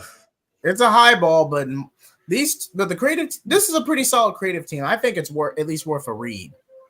Yeah, and the first issue for this book just came out last week. It's interesting what it is. It's the second book under this universe for John Constantine. Not the first title for him, but second under the Sam Universe imprint. Huh? What imprint? The one it's part of the Sam Universe stuff that's also part of Black Label. Should we Vertigo? Oh, I better go no more. No, I don't. What's that supposed to imply, mate? I've been told I'm considered the African American Constantine. I've been told that. Yeah. And here's something. Simon Spurrier, him doing John Constantine He did work on the last book for him. Since he's known for doing a bit of a horror stuff, him doing John Constantine is actually a smart move in DC Comics to do. Aaron Campbell, I read the first issue for this. I like his artwork. But $5? Yeah, screw that. I'm not paying for that. Like, really? $5 for 9 miniseries. No, yes, the last Constantine book under this line was 12 issues. This is 9. Yeah, definitely not worth the investment. A reprint of the origin of the Teen Titans. Which fun fact? Yes, go ahead. Which fun fact? Fun fact: Tornado Twister was actually brought back during Titans Eternal in the New 52. No. It's from DCU. It was Titans Hunt. Titans Hunt. Thank you. Yes. DCU. Yeah. Which, here's something strange. Since the book wrapped up, it seems like, though, the book was setting up a lineup in that book to be the lineup Dan was going to do for Titans. And then part of the lineup was not there. Like, Hawk and Dove was supposed to be in the lineup, and then they're not there. Nope. They're gone. Yeah, and I think he was supposed to be part of the lineup, too, for the run. But I think Dan, he must have either dropped it or something happened. Because Texas Tornado is not that big of a DC character. Like, unless you're a hardcore comic fan, you probably have no idea who the heck this guy is, especially since he's got goofy staff. His outfit is, well, and the dialogue is very 60s. This is, even though this is kind of the first appearance, the true appearance actually is issue 60, this is more of a prototype Teen Titans. Yeah, because the thing that went popular until the 80s. That's when they became iconic. Yes, but the original 60s. Go ahead, Nick. The 60s run was weird. Yeah, it was very weird. Like, and these were actually. Sorry, the 03 book series featured characters. So debut in that book. People like Mad Mod, Ding Dong Daddy. You know the guy with the race car. He made his debut in that book. I know him. Deathstroke did not make his first appearance in the book. He actually made his first appearance in the Marv Open George Perez run. And that run was weird. And their first headquarters was a cave. And then they got headquartered out of a nightclub. Yep. Actually, it was like a jazz club ran by Omen. And then they went to space. For a few issues. And then they also dropped costumes. Like, the Bronze Age of the book was weird. And the book briefly got canceled. Came back. At one point, after Omen's father, Mr. Jupiter, he's a very creepy guy. After he stopped financing the team, Bruce Wayne financing the team. And then not long after became the Divine Fact, the team disbanded. And then Incarnate happened. Not immediately. That didn't happen until the mid-'80s. The Titans Titans formed in 1981. And that became humongous big hit. But the other was that book canceled. Low sales. Figures. Does anyone like the constant restructuring the universe, or should they wait at least a decade before restructuring or at most rebooting? You definitely want to mix things up every now and then. That way you can actually keep things fresh. But don't be so drastic about it. Like, don't wait like at most every 5 years. They had a pretty decent formula with the crises or crisis level events where they would do them like every 5 years. I feel like they had found a good balance when they used to do that. Yes. And then they messed it up with Flashpoint and then you haven't. Movie King's characters, who are those two? Aqualad, when we see Movie King Things comic come up, he has like two characters as his icon. Who are those two? I have no idea. Are we still on Brave and the Bold, or no? The comic we have Movie King icon in the comics. Yeah, I'm curious. Who are these two that he has as his logo? We click on the comments. Oh, right. My fault. Yeah, this character here. Okay. I don't recall this anime. I know I've seen it before. I just can't remember the name. I don't know either. But not Harry Potter. We just had Death Metal, Dark Knights, Dark Crisis. and potentially a new event scheduled to change. That's likely going to be the new Elseworld or alternate universe Or Ultimate if DC. rumors are to be believed. But I wouldn't be surprised if it's just another event comic. Yep. Yes, and Effects Mail Edition, the first appearance of Hal Jordan. That cover story, that's actually the second story of the book. It's actually 3 stories in that book because 50-60 Comics love the multi-story thing, featuring the same character. John Broome is the guy who helped create him. He also helped create another famous character we know nowadays, Barry Allen. That's cool. And Gail Kane, legendary Silver Age artist, worked on a lot of comic books back in the 60s and 70s. Even did some Spider-Man work, too. He actually replaced Jeremy Sr. as the artist for Amazing Spider-Man. Oh, joy. Another Qui-Gon out for Teen Titans. Now, But, to be fair, this collection of books wasn't that bad, and they saved themselves. Let me make this clear. They saved themselves from a major controversy in the last book. And granted, I'm not the biggest fan of shipping. I just know how these people think. If they had actually kept everyone within a relative age range, and I mean Beast Boy, Damien, and Raven in the same age range, in this book, in this graphic novel series, it would not have been pretty. it would blow up in their faces. I'm not gonna say it would. I'm not gonna say it was gonna be Naruto, Sakura, and Hinata bad. I'm not gonna say because Nick and I know especially that shipping war was. God, I didn't hear about it years later when I finally got into it. I only got into Naruto like back in 2017. Yeah. Nick, you had to have been on the forums back then. Even Naruto explained on YouTube. Shout out to him. Will tell you it was ugly. I avoid shipping war because again, yeah. When it comes to stuff like that, I don't know about some of this stuff unless someone tells me. So some of this stuff I've never paid attention to at all. Same. Sadly, it was on the Reddit page. I don't pay attention to Reddit unless I'm looking at. I don't go on Reddit at all. For background information. Fair enough. For a series. Prez sitting in a dangerous president. Oh, okay. I guess we're skipping it. Wait. So we're not going to read the name for the Starfire book? Yeah, it's another one of those Starfire books. I believe this is a sequel. I think the same person did Beast Boy and Raven. Yeah, Cami Garcia. But I believe Prez is a sequel to a DC YOU title. Yes. Yeah, but here's the thing though. This is a reprint. One at a time, gentlemen. Nick. Sorry. The original Prez title was published back in the 70s. Yes. And then Neil Gaiman brought back the character for a Sandman book. Really? Yep. He did. He popped up for a few issues. And then we had the short-lived Prez title. Yes. Which I think is supposed to be ongoing. Then they made a miniseries.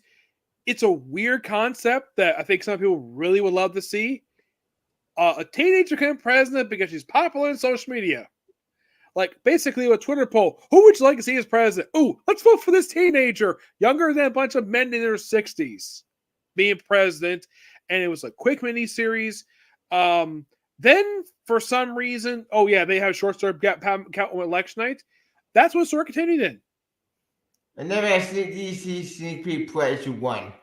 I think this trade here, I think it's a collection of that miniseries because I don't remember if it was collected before I could think of.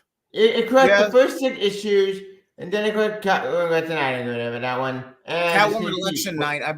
If that should have been a one shot, if I remember. That might have been a time to an event. It was a one shot, yeah. If I remember correctly, the main story was done by Meredith French, who did that one. I think this is the first time this miniseries was collected in trade because I don't think after it came, I don't think it was collected in trade. Neither do I. I remember seeing the only Prez how I saw was the original one. Yeah. Oh look, I think the reason I'm not seeing it here because the miniseries wrap up in April, so of course they released the trade for it. And I love that cover. Nice. I love that cover. Goblin War. What a terrible book. Hold on, where's that banner when you need it?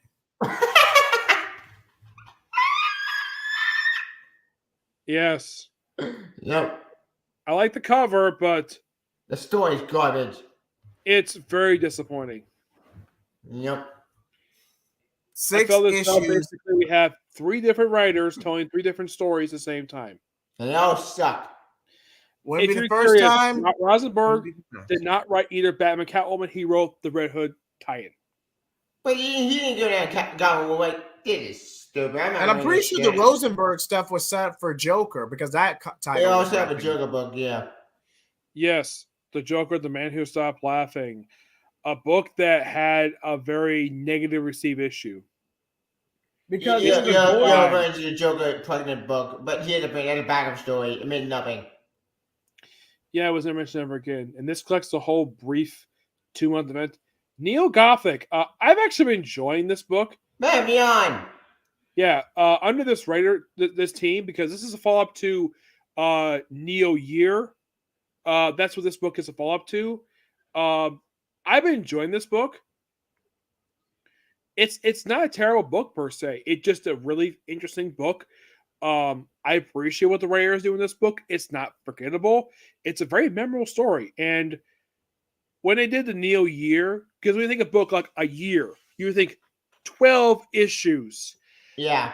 Instead, it's like 5 or 6 issues. I think the only book I've ever seen with the name Year on it was Green Arrow Year 1. That not Green Arrow, it was Green Hornet Year 1. That was the only one that was 12 issues. Everything else has either been 5, 6. I think the highest was 10 issues for a series with the word year on it.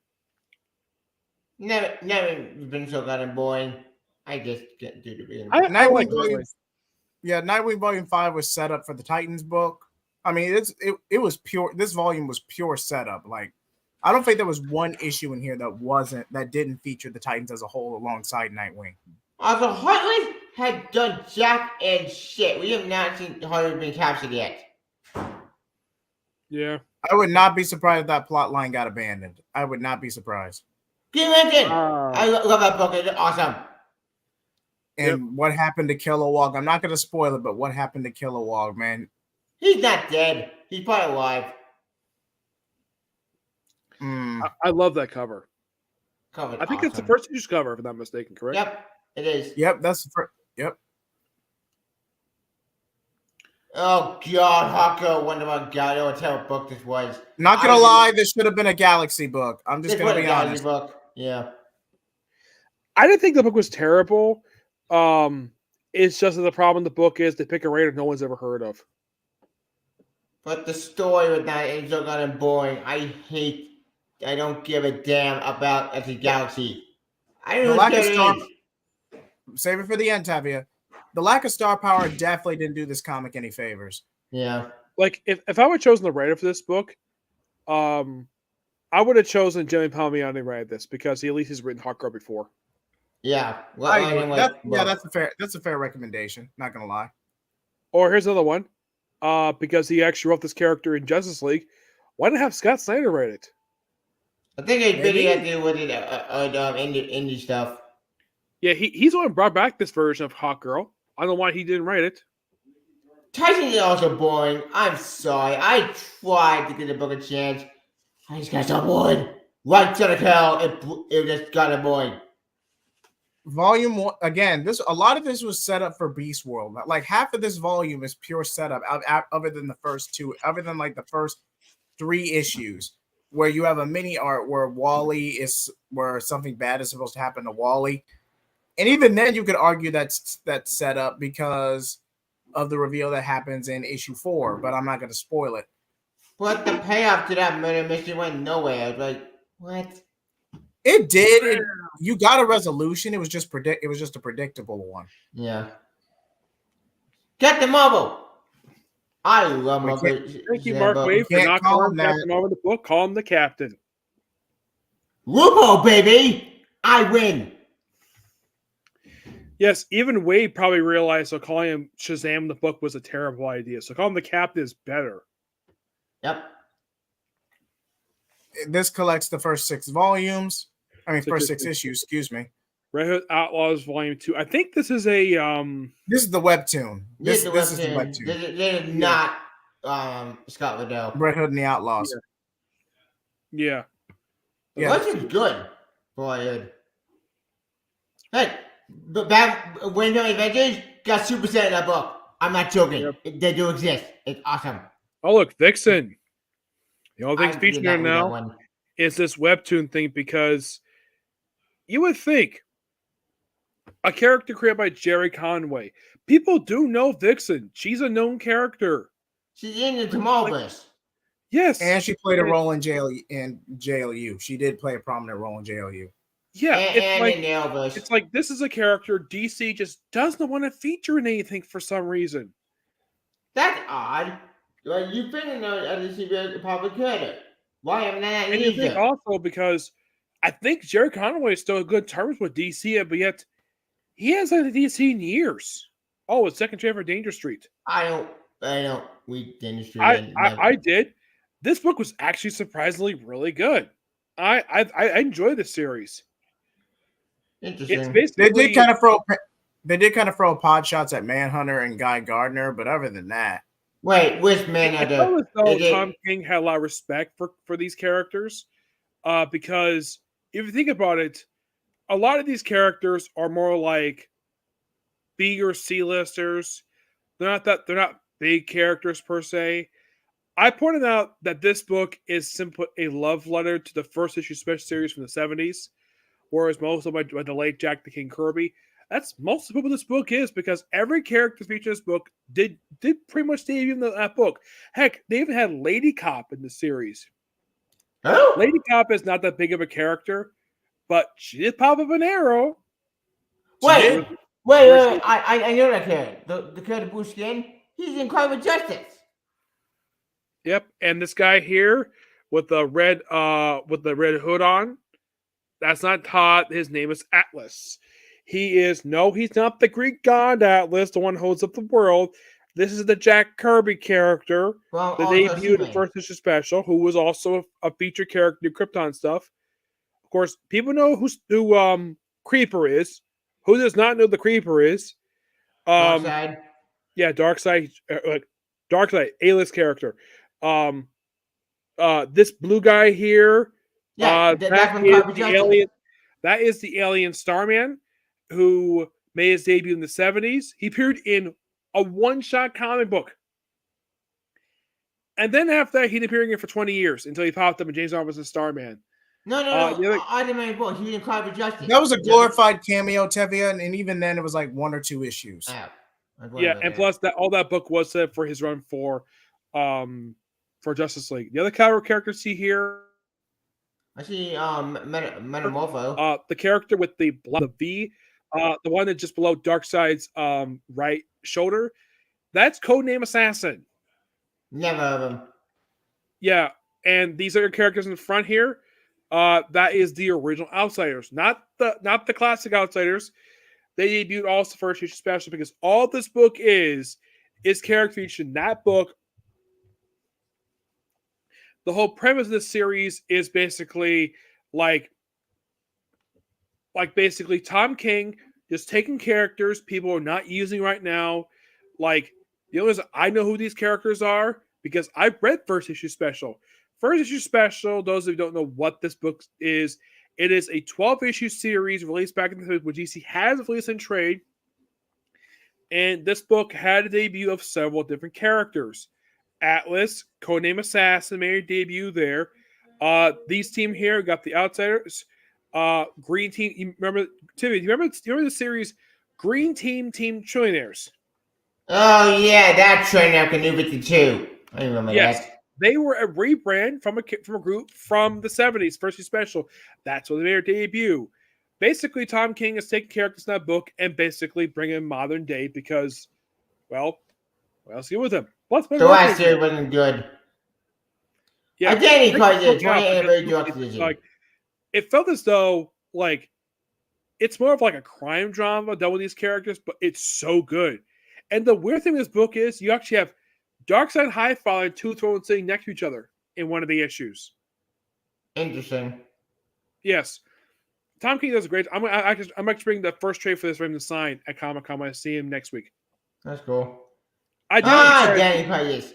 20 years. Yeah. Can you believe it's been 20 years this book came out? 2004. I believe the original publication date was sometime in April. Hold on, let me Yep. look this up. With this book did a lot of damage to some characters. Tinderlong Fall got killed off in this book, which is stupid. The I think Jessica also Green got this book helped set up the events of Tower of Babel. no. It did. Even done, no, not Tower Infinite no, Crisis. There was Infinite Infinite Crisis. Crisis. Yeah, but it did lay the seeds for that one. And also, someone, I think Lynn Carmen pointed this out, this book was set up for Countdown. True. No, it said Infinite The original Crisis. publication date was sometime in June.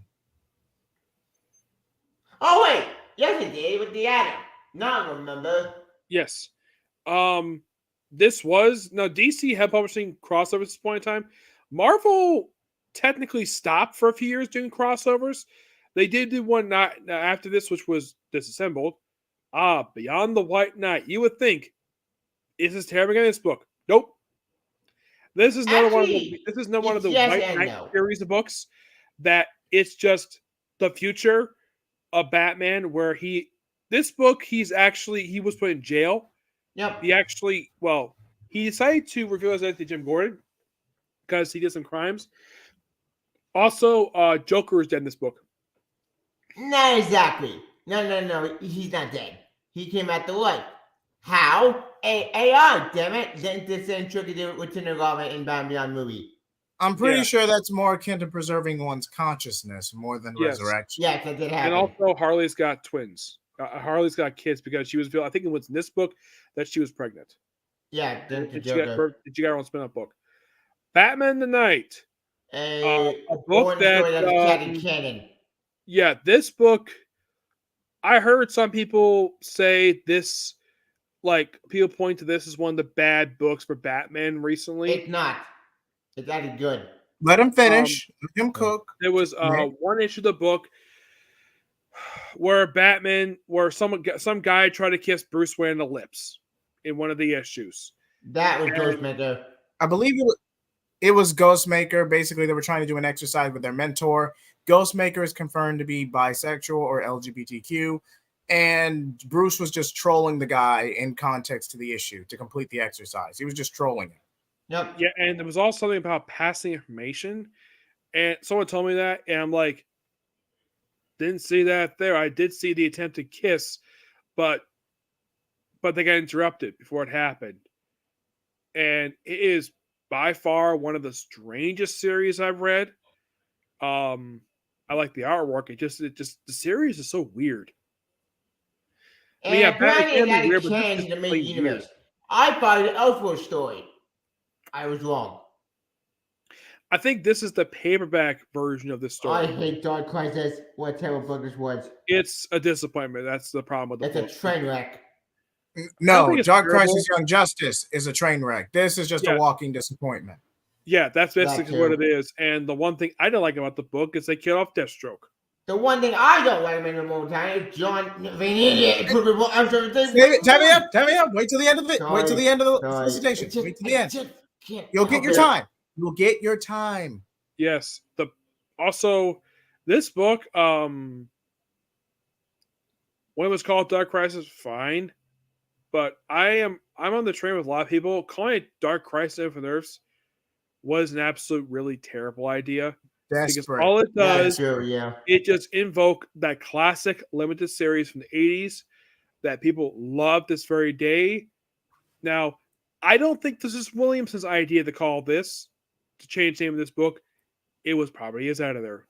Yeah. Also, you should know something. Jace Fox did jack and shit to do anything.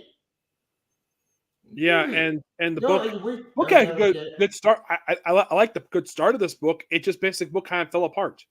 Oh, speaking of Dark Crisis, that's getting trade. Yeah, I reviewed this book already, and Same. I like the artwork in here and some bits of characterization. But aside from that, this book is awful. The book is a train wreck. It's horrible. It destroyed all the characters. It is by far one of the. I think it's one of the worst comics of the year when it came out. It was. Oh, definitely top 10 worst comics of the year. Definitely. Yeah. Dark Crisis, the main book, would explain this was bad. And this book at least had better artwork than Tim Drake Robin. but it's And still let me horrible. just say this. Let me just say this about the premise. Let me just say this. It's basically the nostalgia and how this generation, basically the '90s the '90s sidekicks, got snubbed and their generation is skipped over in most stories. Even if we factored the meta commentary, even if we factored Megan Fitzmartin's overall perception to the feedback for what she was doing in Tim Drake Robin, even if we factored all of that, the only one in story who should be feeling this way is Connor Kent. He is the only one who should be feeling this way, relatively. And that gets resolved in Superboy Man tomorrow. He Bart does is relative. he Go does ahead, nothing Nick. in this book. No, None of them do. Tindray got screwed over in the bullshit, but this one's crap. It's like Xavier- the whole thing Ronnie with this got book is screwed like, over. oh, let's like say, oh yeah, you're supposed to be Stephanie, despite the fact at this time he's supposed to be Bernard, which I hate Bernard. no, he's not supposed to be Bernard. The whole relationship is bullcrap. Yep. Everybody hates it. People rather see him with Stephanie because that makes more sense in a relationship. Because the whole thing of outing him as bi is nothing more than a middle finger to his creators and Chuck Dixon. Yep. and a all publicity this- stunt. and Let's not publicity forget stunt. that. Yes, because now here's the thing. Marv Wolfman helped created this character. I do not know how he felt about the outing at all. I have no idea. But You should probably ask him I'm that. sure he's not happy with that at all because people forget that when like people tend to think like, oh, like ask that was question. What was the first story that Tim Drake ever appeared in? Some people might think it's A Lonely Place is Dying. Nope. No. It was year 3. Batman year Yep. 3. I mean, A book that was later deemed not canon by Zero Hour. And plus that story for over 20 years was never collected in a trade paperback until DC did the Batman, those Batman Dark Knight Detective and the Cape Crusader book. Yeah. Why? That's where they finally collect that story. They just snuck it in 20 there. years for that book that we complete finally? Yeah. Year 2 has been God, collected multiple times. Time flies. But excuse me. But that's where you find it. Year 1. Not bad of a series, except that I never considered this definitive origin for Justice League. I never considered it because I consider Batman Barry 28. Barry 28. That is their origin story. This is not. It was a good book for it, I think. I don't remember. Yeah. Mark Waid, Brian August. These guys work together a lot. These guys work on Flash, like a lot of really good Flash stories. Yep. It's stories you like. But this book, oh yeah, look at that. Year 1 through 12. Probably the only year 1 comic DC ever published that lasted 12 issues. Not 6, Only one. not 8, not 10, 12. Interesting. So I check that book out. Nightwing I've never volume- got that boy. I still maintain Nightwing- that. I think Nightwing this book. I think it's paperback version of this book because I own this one. Yes. Yeah. Volume 3. The Heartless, I believe it was in an annual. Basically, he's doing Heartless is doing shady dealings, but they don't have any direct evidence to bust him with. So he's kind of a third party lurking in the shadows until He they could contact block I him. have no idea who he is under his mask because he's a mystery. No. We know who it is. We know who it is. It's the bully from Dickens Pass. Okay. I own this book in hardcover. This is the paperback version of this one. No comment. First 6 issues. Secret 6. Gail Simone's Secret 6? About damn time to collect that thing in trade. This actually is the 3rd time. Oh, wait. Did the omnibus. My Yes, bad. because they had the original own Secret 6 book, and then there was another one they did where the first book collected the Villains Unite miniseries, which was their debut, their first miniseries, and their issues that featured Birds of Prey. And then they had a series to be able to collect that entire original run. All this book is probably collecting the... look at this. I was correct. This is basically some of the air stuff. Now, the stories from 5228, that was never collected before in this trade series or Count 22. That was exclusive for this one, and that first book didn't collect it just that first line there, Villains United, the Cry Special, Birds of Prey, and those 6 issues. That was all the first volume. Second volume collected the first like dozen issues of that book, and this book, that ongoing book, was the last that anybody saw Tarantula pre-Flashpoint because she died in this book. How she die? Yep. Well, Solcitions! she fell off Yay! the building. I win! Yeah, I think this is the original book. Yes. Yep, it's an omnibus of the original book. Not Right, a so complete complete collection. collection. Let's see. If it was an omnibus, it would say this is just a complete series. This is probably just a. So yeah, The it's first like Super Sun series, annual number 1, the Warner Dynamite. Hanna-Barbera anniversary crossover with Dynomutt, Superman 10 issues 10 and 11, issues 37 and 38, Superman issues 37 and 38. And Hardy Special. I believe Okay, that and, includes the Super Sons of Tomorrow, I believe. yes, and Yes, the 10-11 it that is. was the backdoor pilot to the series. I love that crossover card. Awesome. Yeah, Ah! I hate Seneca so bad. Why? Fuck that book. Not gonna lie, I'm kind of enjoying this. this is another This book paperback broke me. because this is the paperbacks for these books. This is the last one, but here's the thing: the last 2 issues are not in this trade. Gee, I wonder why. Wait, I wonder really? why. Yeah, the final issues are not in this trade. The final The issue X is Collected, would go Superman, nowhere. Kal-El returns. Oh yeah, that was considered a separate storyline. Which yeah. went nowhere. Kal-El return. Kal-El return was the prelude to the. No. Kelly is good. It's that the Seneca book is trash. I hate that Yeah, book. the John Kent issues for this book that tie in that thing, that was mostly John Renaud's father. With Jay Nakamura BS still involved. I hate that. You'll character. get your rant in a moment. And now this is a collection of all the tie-ins and supplemental material from Dark Crisis. They all suck. Is that Jace Fox That's Yes, Jace Fox. Fox. with John and your floor? Yes. Yep. The new trainee. Love him, damn it. Love him.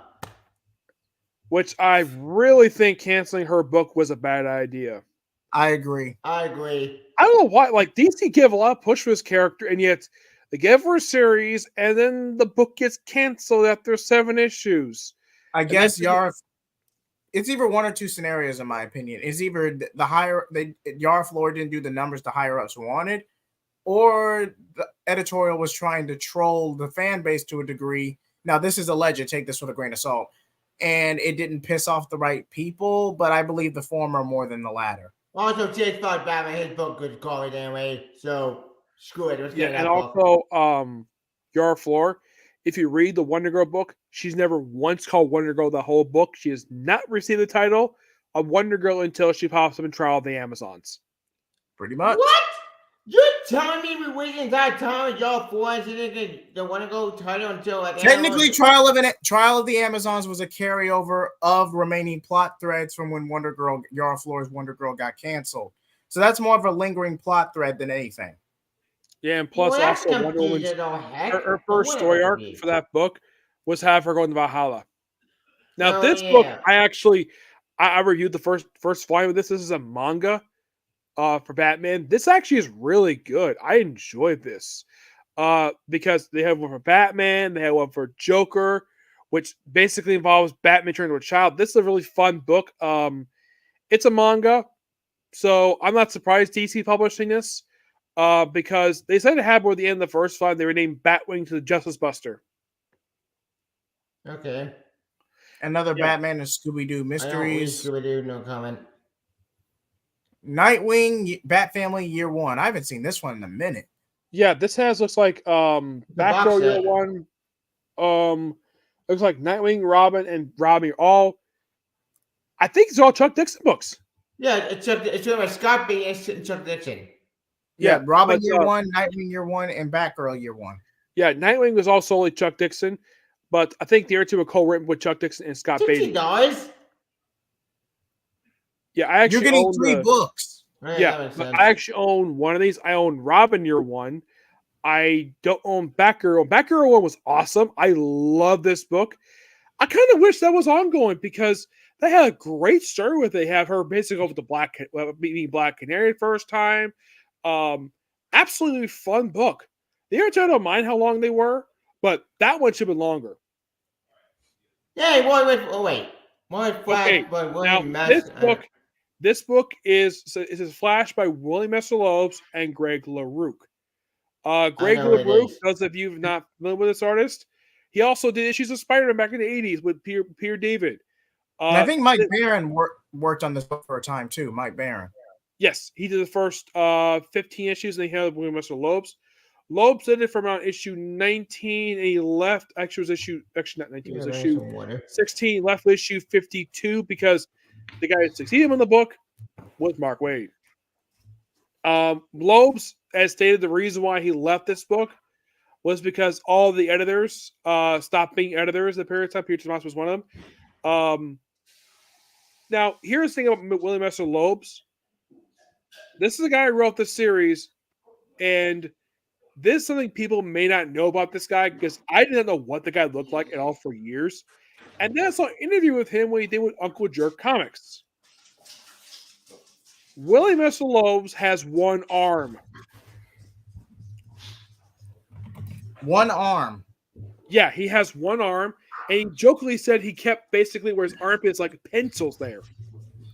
Why? I don't know, but he does not have another arm.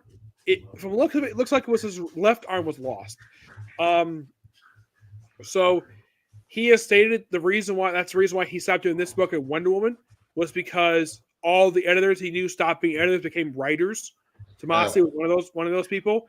That's the reason why he stopped doing it. I guess Tomasi. Now, the books we have here, first 20 issues of Flash, the first 3 annuals. Yep. Also Manhunter issues. I believe. Let's see. Either that is the Oswender issues, when he features Mark Shaw, or it's the next volume, which features Chase Lawler as Manhunter. I think Origins in number 2, probably Origins of Barry.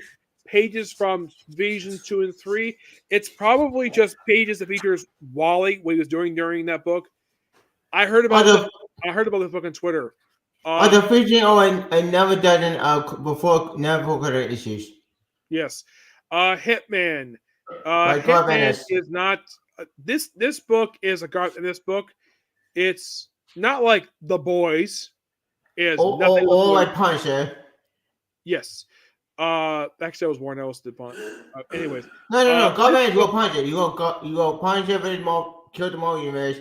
You also go Punisher. Yeah, but that was a one shot. Yeah. True. But also go Punisher Max.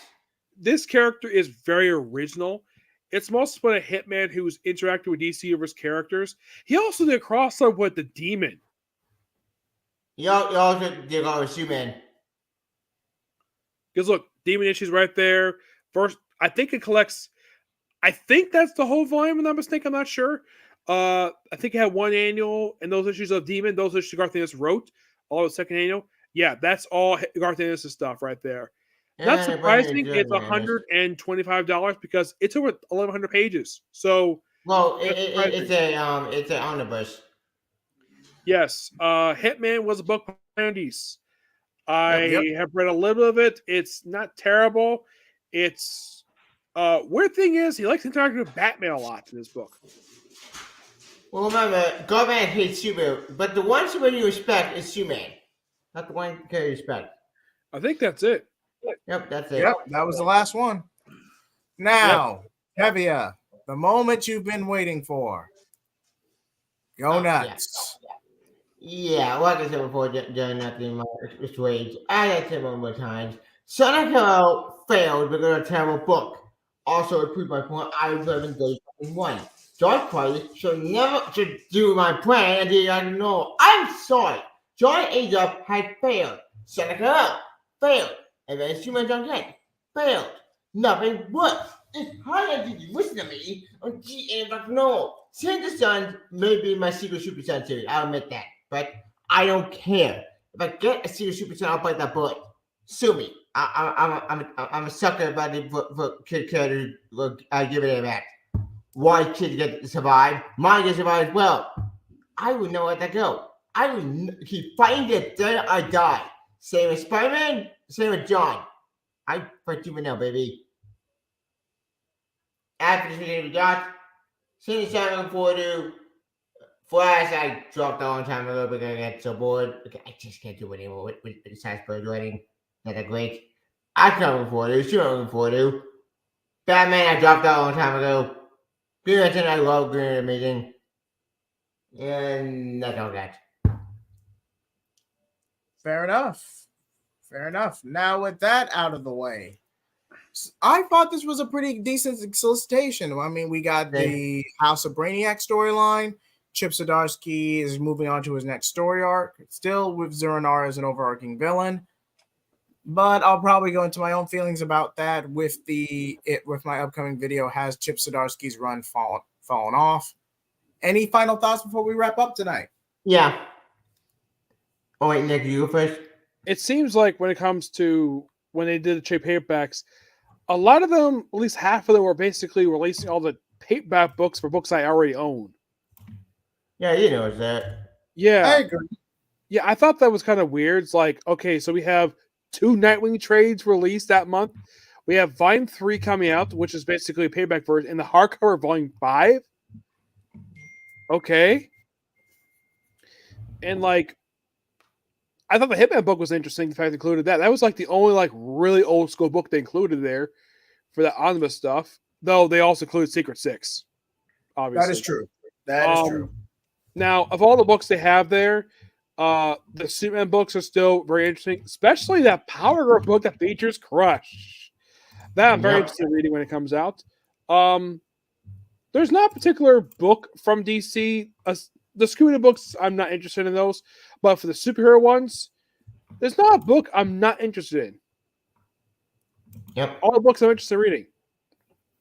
So, I'm interested. I kind of wish, basically, aside from Teen Titans, we also get another Robin book. Not the Tim Drake Robin book that Mick Fitzmartin did. I'm talking about another book for Damian. Because for Damian's not doing much of anything right now. Aside from doing He's technically Batman and Robin. Yeah. But I will say this. Now, Joshua Williamson, he's admitted on multiple occasions he does have a nostalgia bias for Tim Drake and his tenure and all of Tim's accomplishments in the 90s. But would you say he's turning Damian into another Tim Drake 2.0, or is he just allowing Damian to mature as a character? I think he turned Damian into 2.0. Yeah. And also, with when he did his book for Rob with Damian, it was just a love letter to Chuck Dixon's time writing the character. Because a lot of the characters featured in the book were, like, with the exception of Connor Hawke, a lot of the characters are not they're not some of Joshua Williams' creations. Like, if you read that first 12 issues, a lot of those characters are, in fact, Chuck Dixon characters, with the exception of Connor Hawke. Now, Williamson himself basically had no idea that Connor Hawke was not a Chuck Dixon character. He assumed that because he wrote the series. Yeah. I'm sure some people may have assumed that too. But then I told him that in a very polite manner, Dixon didn't create Connor Hawke. That was Kelly Pudick.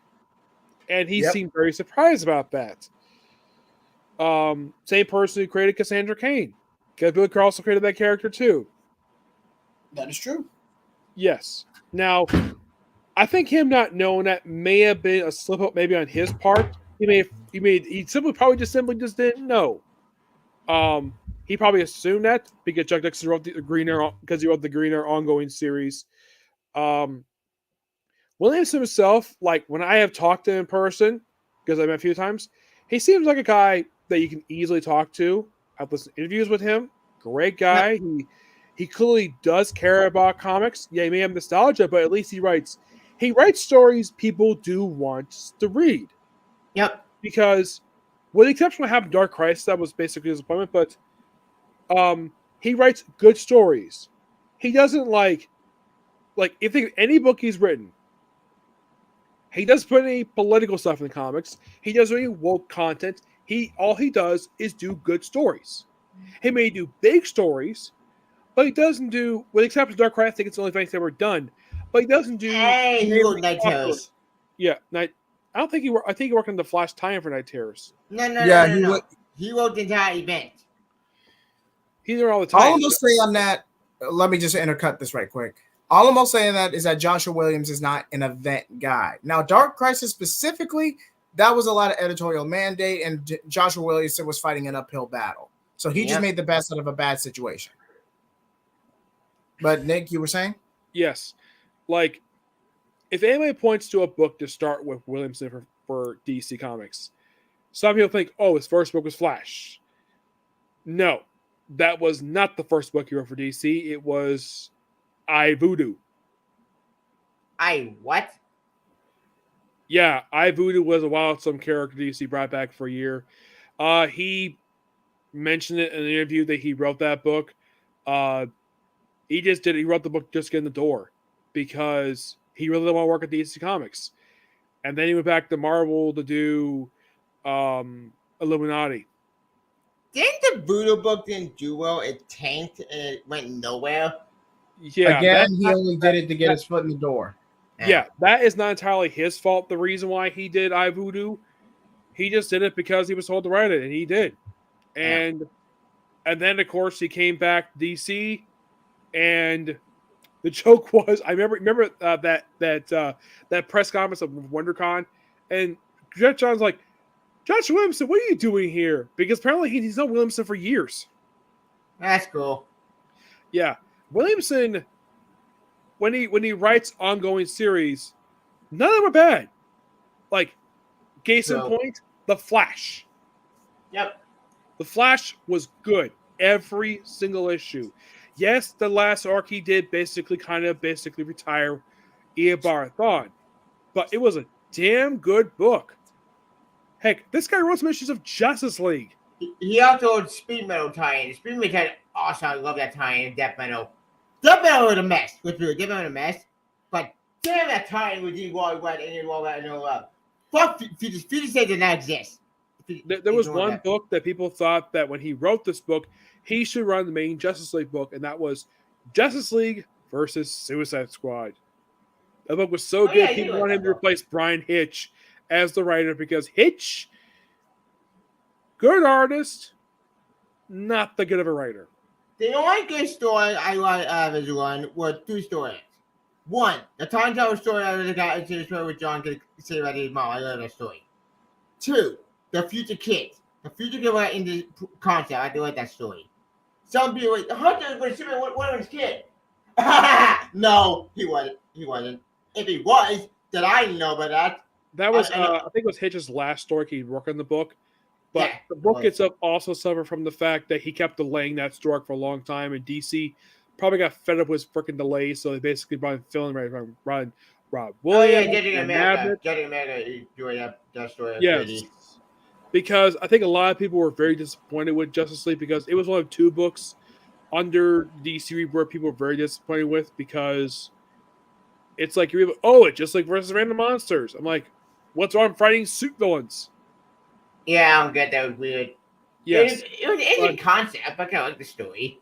It got confusing. But he wrote a couple times since then. He wrote the tie-in for, I think it was for the Dark Knight Metal crossover. He did for Death Metal. No, that was Death Metal. It was Dark Metal, not Death Metal. Yeah, he also did some issues of Batman twice. The Button and no, Tom King. Tom King wrote the Button. Yeah, Tom King wrote it he wrote it with Williamson. Yes, it was a collab together. Yes. Of course, currently you can see him on Green Arrow, Superman, and Batman and Robin.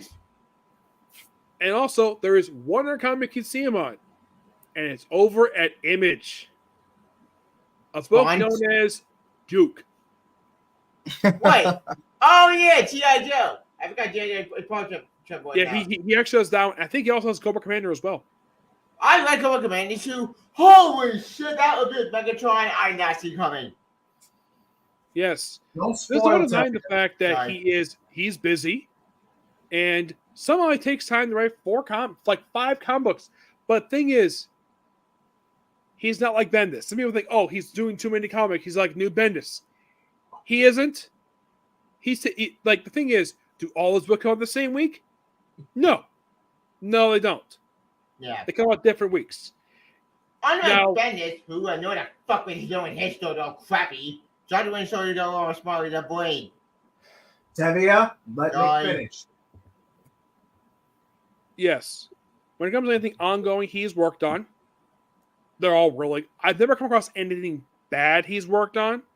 It's just that he's more known for his DC work than his one series he's over at Marvel. And my theory, the reason why they canceled him on it, because he jumped over DC. Pretty much. Question: what's going on with it? Was it the Hickman Illuminati team, No, or was it the all no different Marvel Illuminati team? I think it was on different. It was the team led by the Hood. Oh yeah, that guy. I forgot he's still a thing. Is he dead or is he alive? And I heard something recently. Someone said he was out as gay. Like, I didn't know about that. yeah, I heard about it recently. Like, what? When was he out as Since when? gay? Yeah, I don't know. I've read a lot of comics featuring him. He's barely been featured the last decade. I'm like, what comic was he out as gay? I don't get it. That's It's weird. Stupid.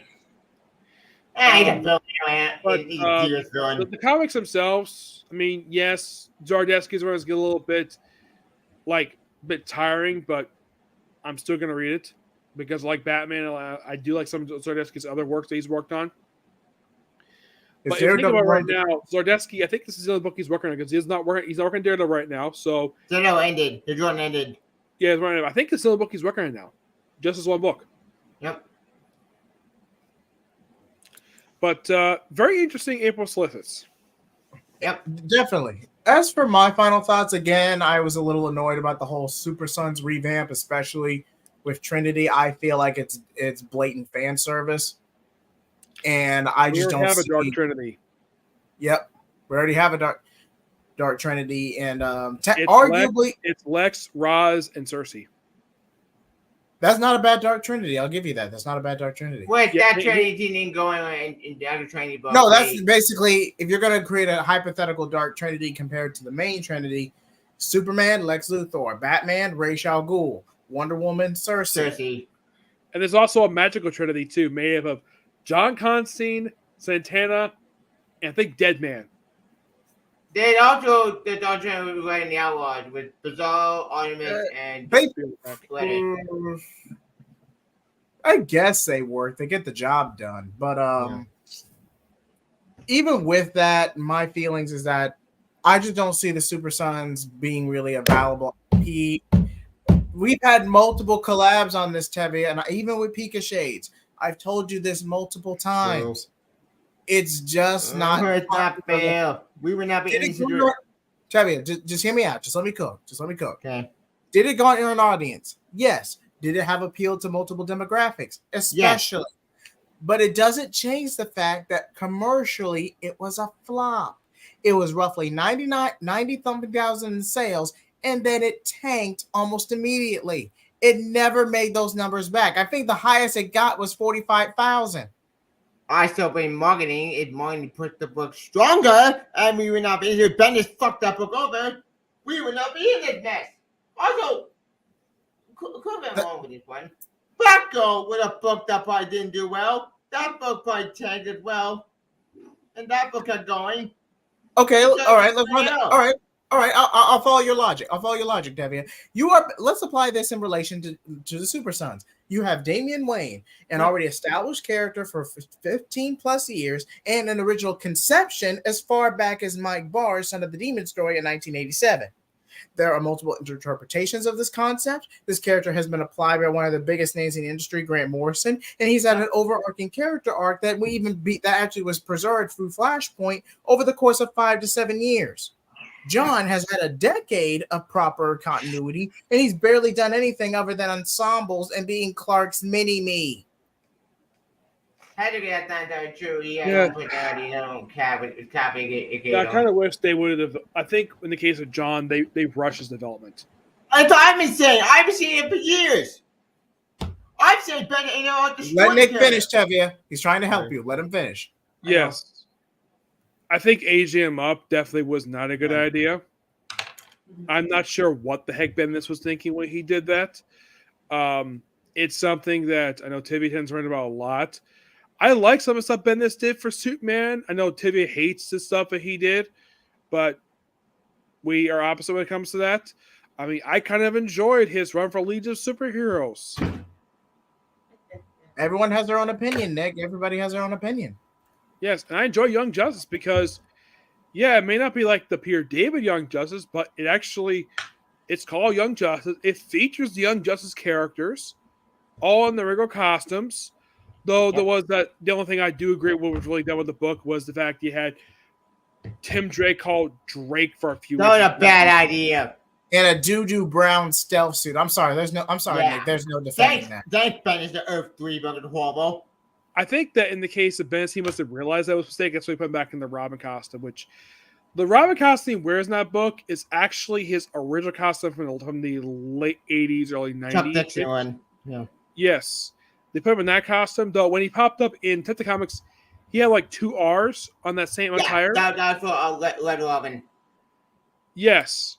Now, I don't know if he's still Robin right now or is he Red Robin. He's Robin. They can't technically use Red Robin because the Red Robin's yum. Well, Red Robin actually established. Have trademarked the name. So the only way they could use Tim Drake and use that code name is if they either give Red. I'm not going to do it again. Whether they give Red Robin a cut or they pay a licensing fee and do it that way. Now you already have a definitive Batman adjacent character. You can make that the official mascot of Red Robin. You could make it work. It's probably going to be a little extra out of pocket, but if you can get Tim Drake popping and actually some momentum for the character, you would make that back in spades. Yep. And when he had an ongoing series as Red Robin, did you know Chuck Dixon didn't write it? No, he didn't write it. No, it was Fabian Caesar. Yep. He had to write a good writer. He had to write that book good. Yes. The book itself was basically continuing where Robin left off. Now, Dixon had told me the reason why his second run Robin ended, why it was so short, because he got fired from the book. Oh, that made me angry. What the fuck? Yes, that's the reason why his run was so short in that book. Language heavier. Sorry. Yes. Now, he also did, of course, he did a brief return to Nightwing, which I was listed for that Bat Family Year 1, Nightwing Year 1, which that was not a miniseries like the other two were. That was actually 6 issues for the main ongoing. Before Blood even got blown up. Yeah, this was before that. But the whole idea of him doing that, he probably took the idea from Frank Miller. Yep. When he did Batman Year 1. Yep. Which I've read in an interview, he actually volunteered to do that story. Yay. Along with doing Dark Knight Returns, which I think he did. It's a bit confusing, like, did Dark Returns come out first or Year 1 come out first? That's the question. I've been confused with that for years. Like, which one came out first? I want to say Dark Knight came out first. Earth 1 was around the same time, but I feel like that's like a 2-week to a month difference. I would have to look it up after the stream. Yeah, but you at least gotta admit, DC's put something interesting. Also, for this House of Brainiac storyline, are we gonna see Brainiac's son get involved? Now, this is not to be confused with Brainiac 5. Brainiac 5 is his descendant in the 31st century with the Legion. This is Brainiac 2.0. Who? I had to. Okay. Brainiac's son, Viral Dox, is somewhat of a clone, but he's technically his son. Like, the thing with him is he originally made a cameo back in the Silver Age, and then Keith Giffen revamped him for the 90s as part of a book known as Legion.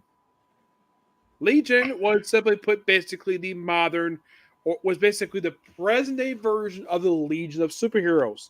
They were a mercenary intergalactic police force that had an ongoing series, lasted for a few years, got canceled, relaunched as Rebels, which was still also really good too.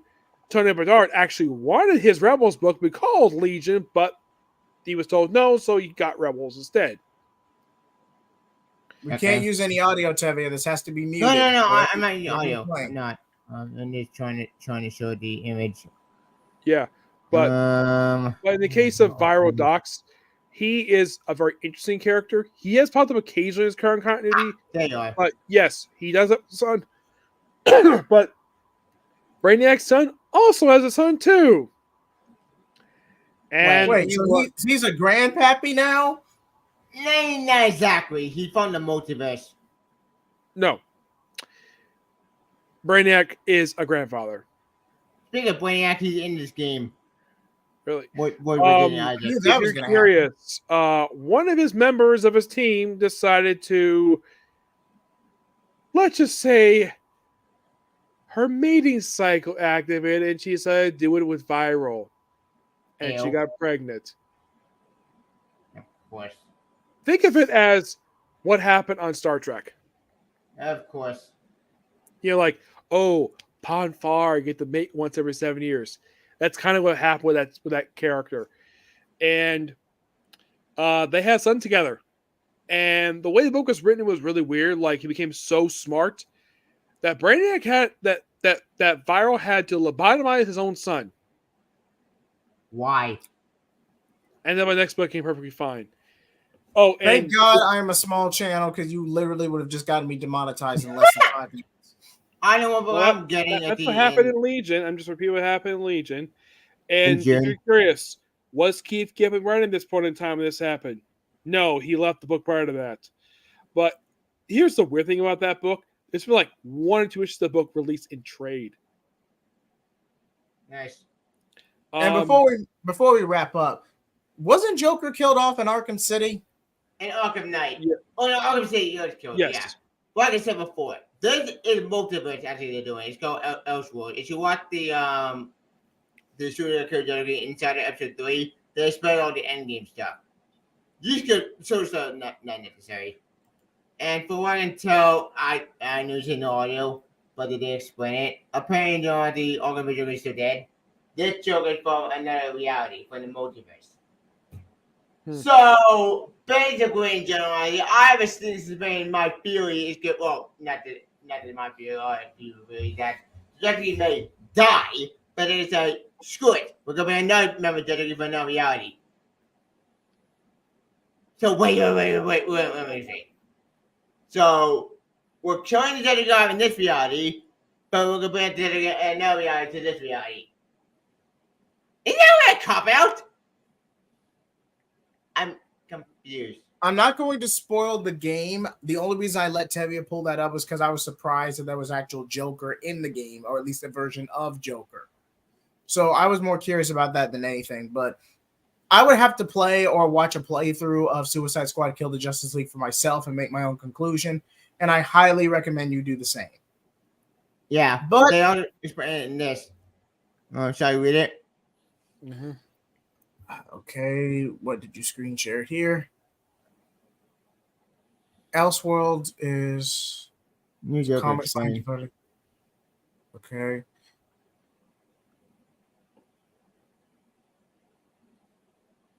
Explaining a brand creating multiple alternate model of the multiverse.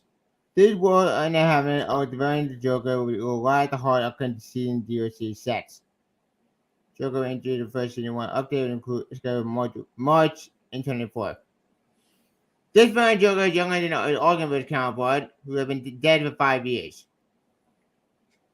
Beyond his experience, he watched all the parties with the squad in his world. More team players in the company crime. He is still unhinged or doing a Joker with the chaos of a fast-paced comic celebrate doing kinds of movements. Yeah. I sent you a link, Jay Heat. Yep. I'm looking at it right now, and it's for the comic I mentioned, Legion. December. Yes, it first appeared in Invasion, which was December 1988. Dark Knight Returns was an Elseworld story, and I believe that was 1980. Hold on, let me get the exact year for this because I want to be sure. What? Keep talking, Tevia, while I pull this up. Okay. Yeah. Now, the Legion book lasted 70 issues. The creators of this organization are the late Keith Giffen, Bill Manslow, and the creator of Spawn himself, Todd McFarlane. Nice. Yep. It's an acronym. Legion stands for Licensed Extra Government Interoperative Network. The book itself, I remember it was done by Keith Giffen. I think Alan Grant wrote it too. There was another famous sci-fi comic company at the same time this one was. All some of the same two writers. You want to know what book that was? What? The main man himself, Lobo. Lobo. Yep. If you read the comics, like, yeah, this comic was definitely made for the 90s. Because a lot of the stuff happened in this book is like, yeah, guys don't do this nowadays in this book. And it's a good thing Lobo's an alien, because otherwise, though, yeah, he'll be arrested for the stuff he does in this book. My gosh. Yep. And to answer your year-long question, Dark Knight Returns debuted in 1986. Legion was, or at least their debut was 1988. So Dark Knight Returns, the original story at least, is 2 years older than Legion. Yep. But Nick? by the way, if you want the Super Gen trade comes out in June. Dark Knight comes out in June as well. Yeah. Yeah, June 11th. That wait, Dark Knight comes out May 28th. Yeah, in story, the reason why the book had relaunched as Rebels because Legion have taken over by an evil AI. That's Brainiac, I presume. Nope, not Brainiac. Yeah. It was some other computer virus started by Val Dox's own son.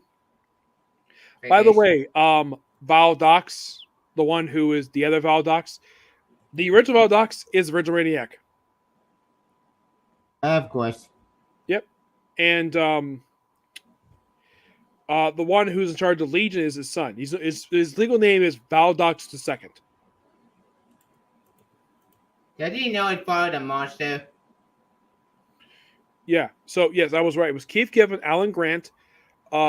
These guys wrote this book, but they didn't write the whole thing. If I can find the right thing here. Let's see here.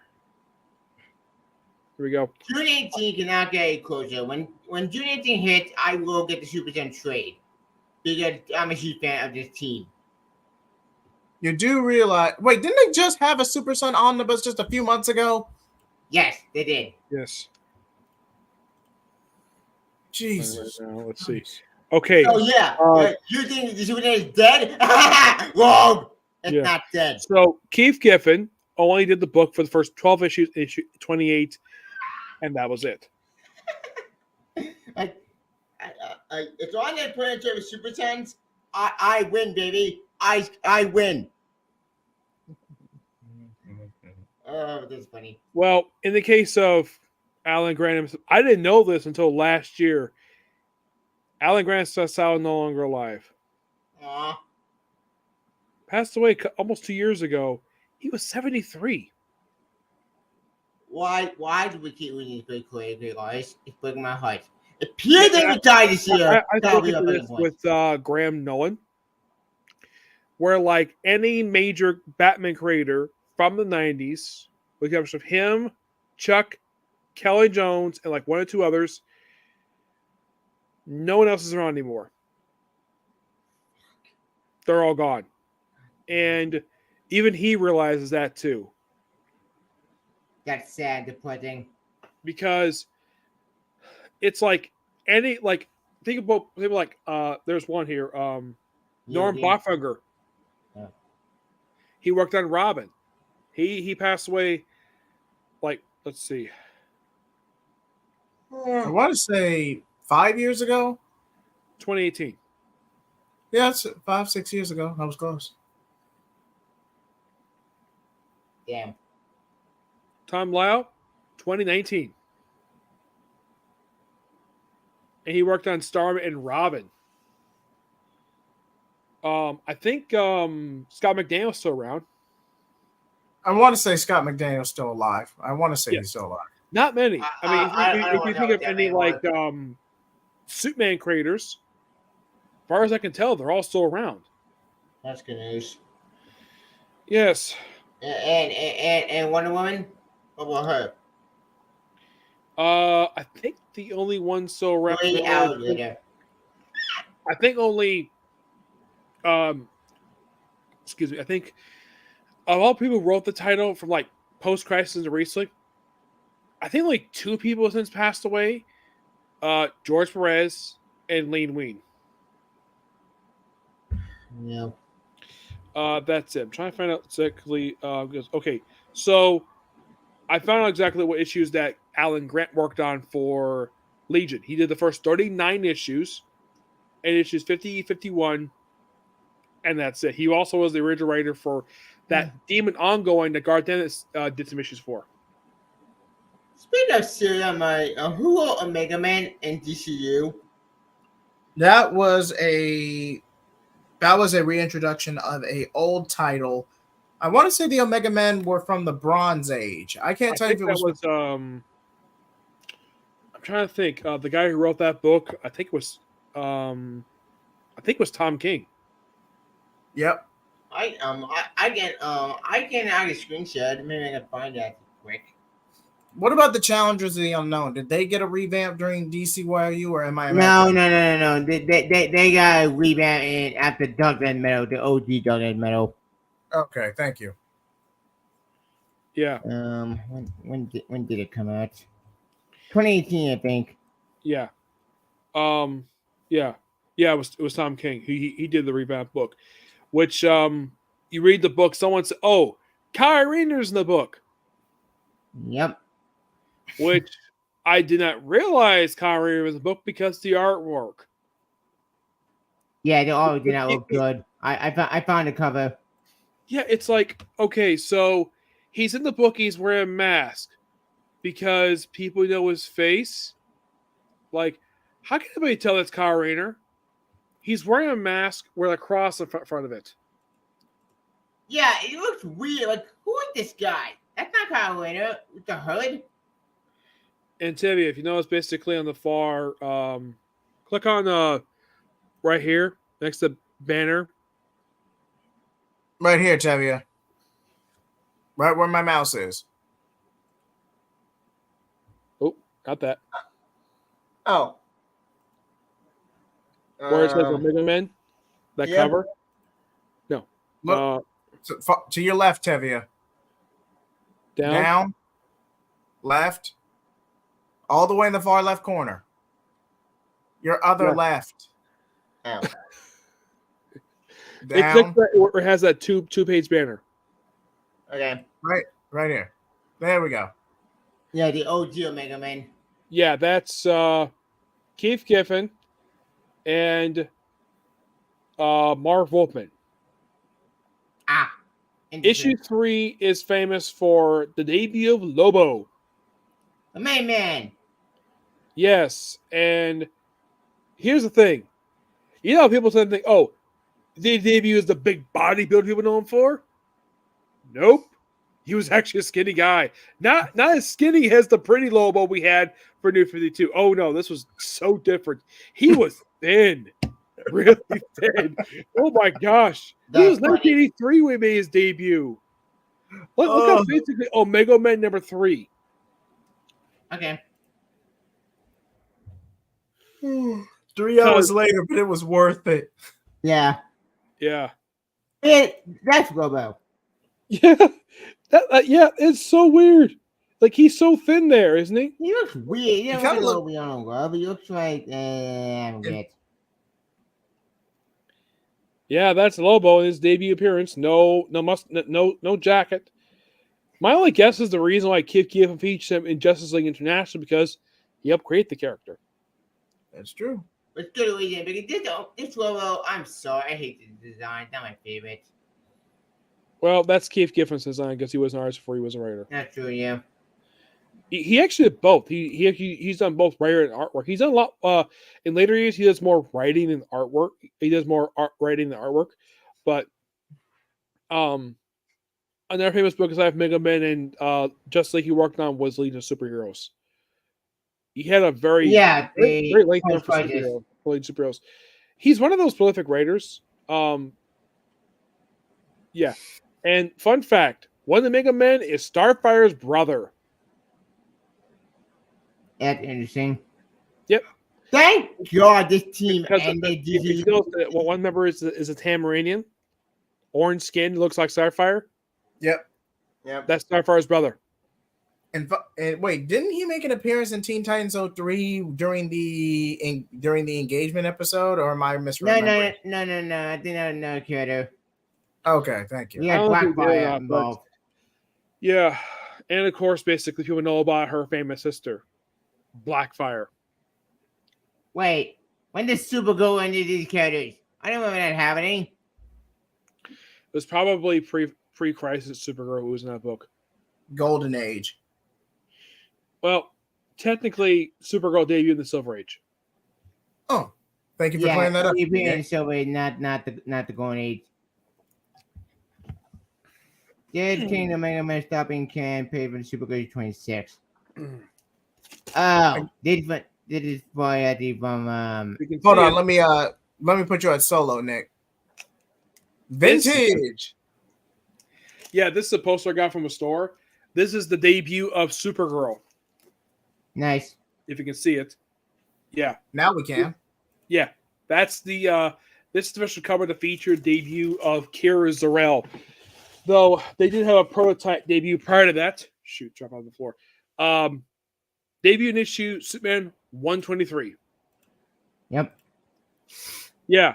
Great guns, a girl who's flying. I must be Jimmy. No, Supergirl, and I've got all your I'm Supergirl, I've got all your powers. Yep. And the Silver Age, yeah, it was a weird. And also she had a talking horse who also can transform into a guy. It was weird. Then he gets reintroduced. Lobo. I hate this guy. Then he gets reintroduced in the 90s, and it's terrible. But this Lobo here that Tim is showing, that's the pretty Lobo. The Lobo everybody hated. Because that is not Lobo. That's the pretty Lobo. Some asshole is not Lobo at all. Yeah, and his last appearance was in Hal Jordan and the Green Lantern Corps, where he was in a bottle for some strange reason. Yep. Issue 12. Yeah, issue 12. And you have a guy about to smash the bottle to free him, and John's like, no, don't worry about him. That made me laugh. That was funny. I laughed so hard like that. I'm like, thank you. You got rid of that imposter. Problem solved. Because even Venditti must have realized, though, basically having this guy around was stupid. Yep. I wonder whose bright idea was to create this character, because I guess it was a throwback to his original design, but even his original design, I just wasn't feeling it. No, they did bad. Like, look at this shit. Yeah. He killed the original Lobo. Bullshit. No way. The main man who did this jerk. He would kick this guy's ass. Oh, Tim, you had that cover you just showed before that one? Not that one. Right there. Nope. No, not that one. Okay. Okay. Hang on. Oh, yeah, this one. Old school Lobo. Not that one. Scroll down. Not that one. No, not that one. All right, go back to the headless Lobo. Okay. Okay, now scroll down. Scroll up. Right there. There you go. That's from Lobo Volume 2. That's the Simon Bashi cover. Nice. That's from the Alan Grant Keep Giving run. Yep. Can you believe this comic lasted for 50 issues? It did. That's cool. It did. And here's something sad. That run is not a trade. What? It sounds badass. The first volume is in trade. This volume is not. Oh, that's fucking stupid. Same thing with Legion. That thing's in trade? Yes, that was in trade. Why? No one looked Here's at the weird thing asshole. about that book. One standalone trade, and most everything else collected its own book and Sinestro. With no one gives a damn about the character, he's gone and obsolete. Yes, for some reason, because Kalama wrote Sinestro and Lobo, DC decided to collect issues of Lobo in Sinestro. He ought to pay New 52 Supergirl. Well, that was horrible. New 52 Supergirl wasn't terrible. No. The book wasn't bad. It's the Lobo stuff I hate. Like, yeah, the Lobo was not that good.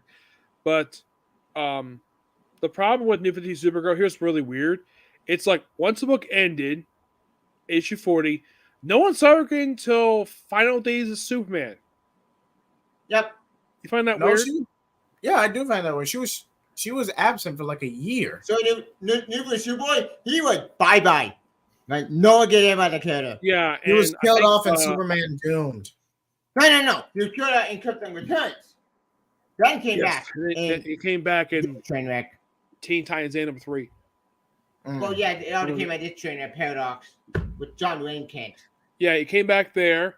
Then he popped up in the next volume. I've spoken to Liddell about this run, where I never felt the run was finished. Even he felt as though that the ending never. It felt as though that run, that story, never had a conclusion. It just ended for no reason. And then you had Greg Pak do a backstory for Cassandra Sandmark, which is a good backstory. I like what they did with that one. And Bernard due to the final issues, but I don't know exactly what Will Pfeiffer was thinking when it came to that run, and the fact he had to bring in Liddell to work on some of the issues, and bring in Connor for no reason. He's there for a few issues, disappears, and yes, Bart Cho was there too from the future, which is weird. They didn't really explain why. It's like, and the most stupid. What? Why am I hearing static?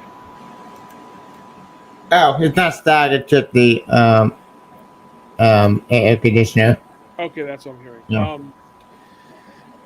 The biggest problem I had with the book was the way they introduced the new version of the Elite. Yep.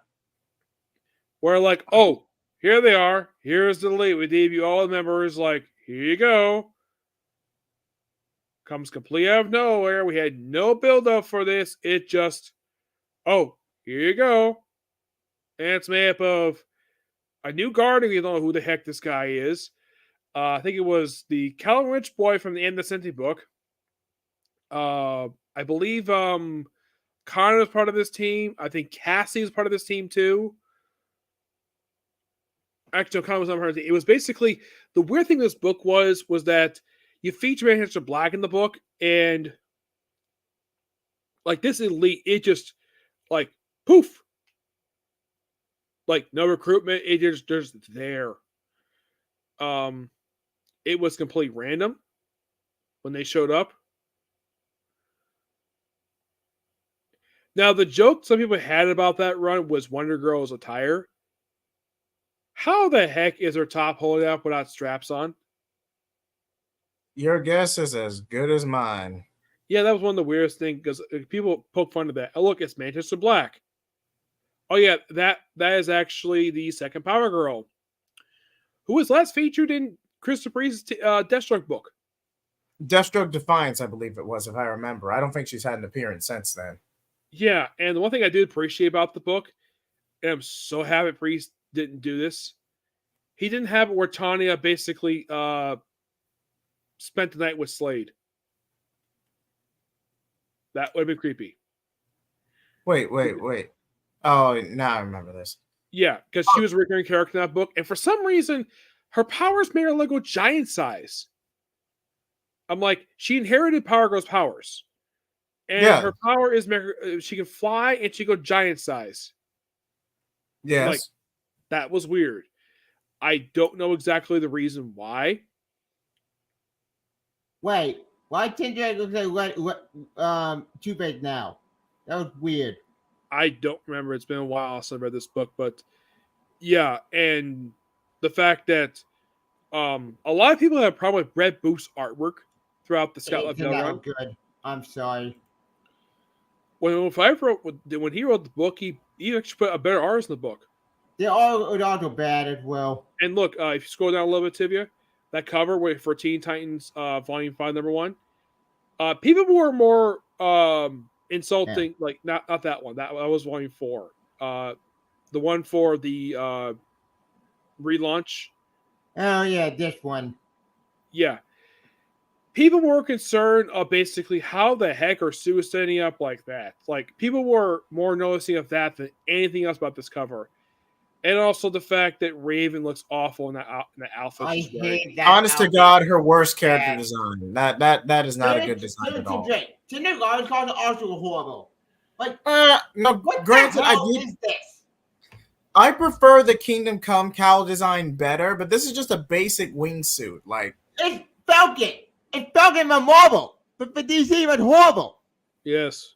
Oh, and Superboy didn't wear that outfit in the book. That was for the cover.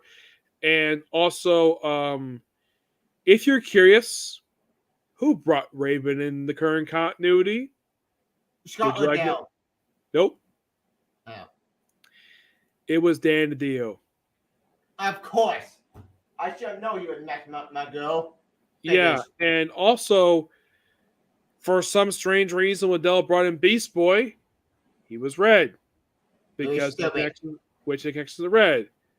And then book got relaunched. He's back being green again for no reason. Bart Torres ran away in the book, and then he disappears, never seen again.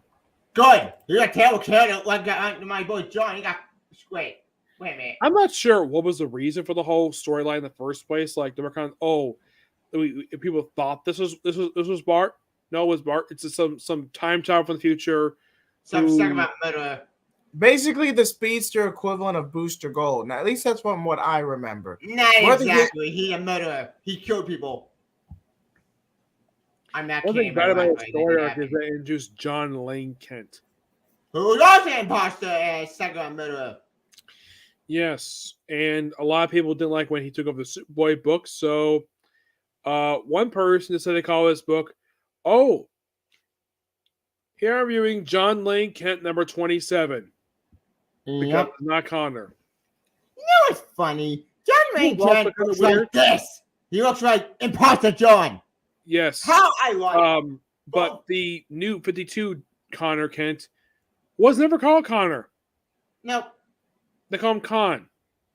It's stupid. I do not know the reason for this at all. And this also period of time where DC was saying yes and no if in fact Death of Superman was canon. Yep. This was during a time where DC was trying to have their cake and eat it too, and it did not bode well for them. It failed.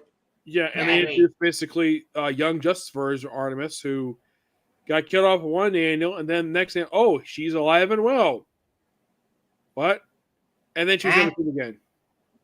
Yep. Yeah, it wasn't that Teen Titans number 3 for that line. Yeah, that terrible annual One at a time, gentlemen. Nick. Okay. It was a very weird volume ending. It's like, really? This is like end the book. And that was last time I saw Harvest. And then he appeared as Hallucination during the Wolf Pfeiffer run. And then we get to Reverend Ellis Volume 2 where, yeah, he's dead. It's good. The killer was a bad killer anyway, so why not kill him off for himself? Yeah, Liddell killed him off. They never really said who killed him. It just that they just found his body.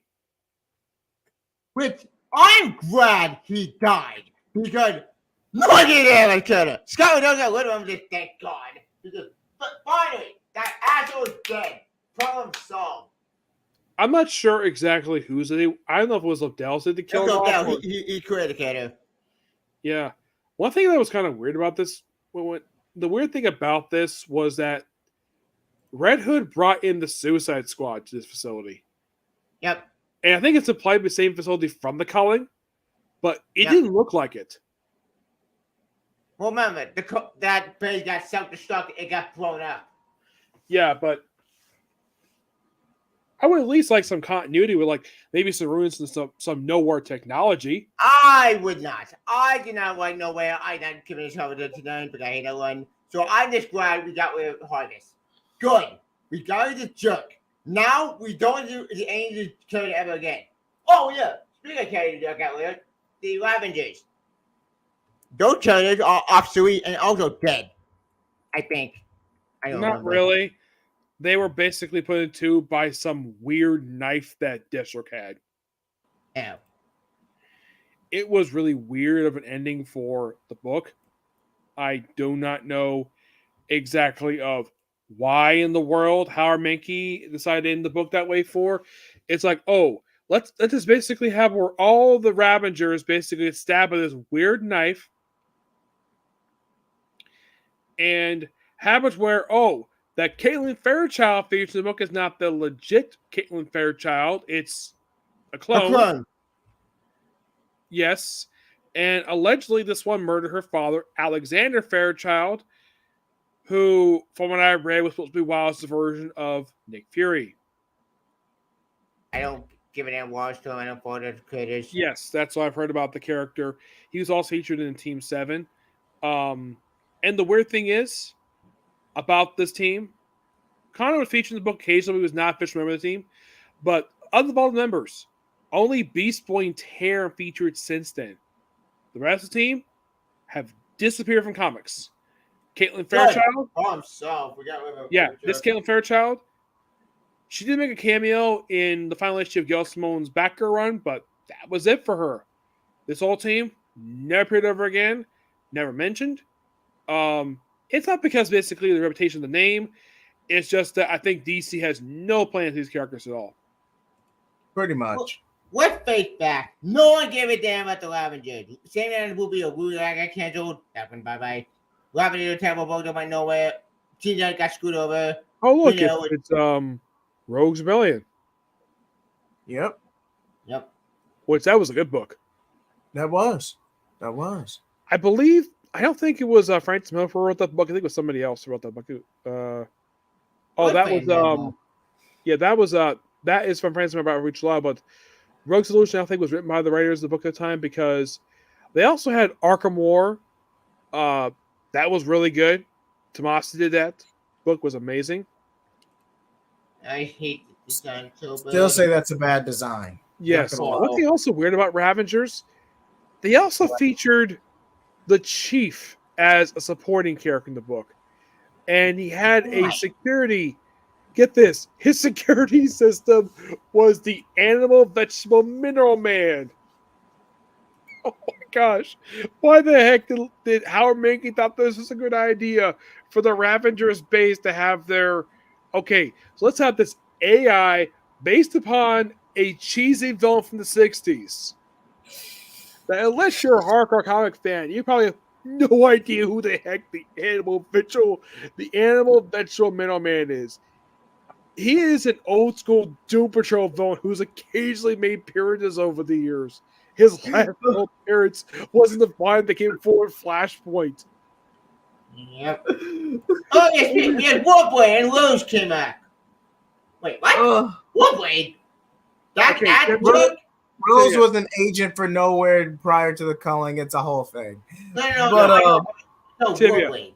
type in Animal Vegetable Mineral Man, and you'll see what I'm talking about.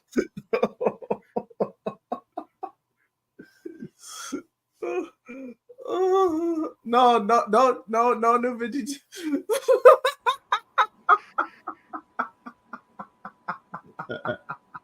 By far, one of the cheesiest villains ever introduced in comics, and he's He had to be live action in Doom Patrol.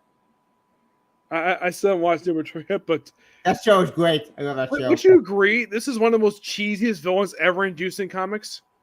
Yeah, this guy's weird. And he debuted in I think he debuted in the Silver or the Bronze Age. I could be Silver wrong. Age. Silver, Yeah. thank you. Even for Silver Age standards, this character was wacky. Like Yeah, like no one could take this guy seriously. I know And he's wearing the ball. he's a Okay, that's Doom funny. Patrol villain. I must watch that episode. I gotta watch that episode. That sounds fun. You know, he also popped up for an episode of Batman Brave and the Bold. He did. That was a Doom Patrol tribute episode. The only difference is Beast Boy doesn't make an appearance. Yeah, I It's don't got know why. his name. It's weird. There's a cameo in one of the recruitment scenes, but no, he never appears in person. Yeah, it is so bizarre of a character. And this guy appears in AI and Ravengers. Why? I don't know why. Yeah, Doom Patrol was known for having, like, if anybody's ever read Silver Age Doom Patrol, it is some of the most wackiest stuff I have ever read, like, you'll ever read. Like, if you think Brain Mission Marlow is weird, this is weirder. Yep. However, here's one for you: a character called Shrapnel, Never heard of him. who's a big, bulky robot they had to fight for a couple issues. Who, fun fact, he also appeared on episodes of Arrow. Yep. Also, Warblade, I mean, one more time. This guy was a Warblade was Ravagate. Stormwatch, Tevia.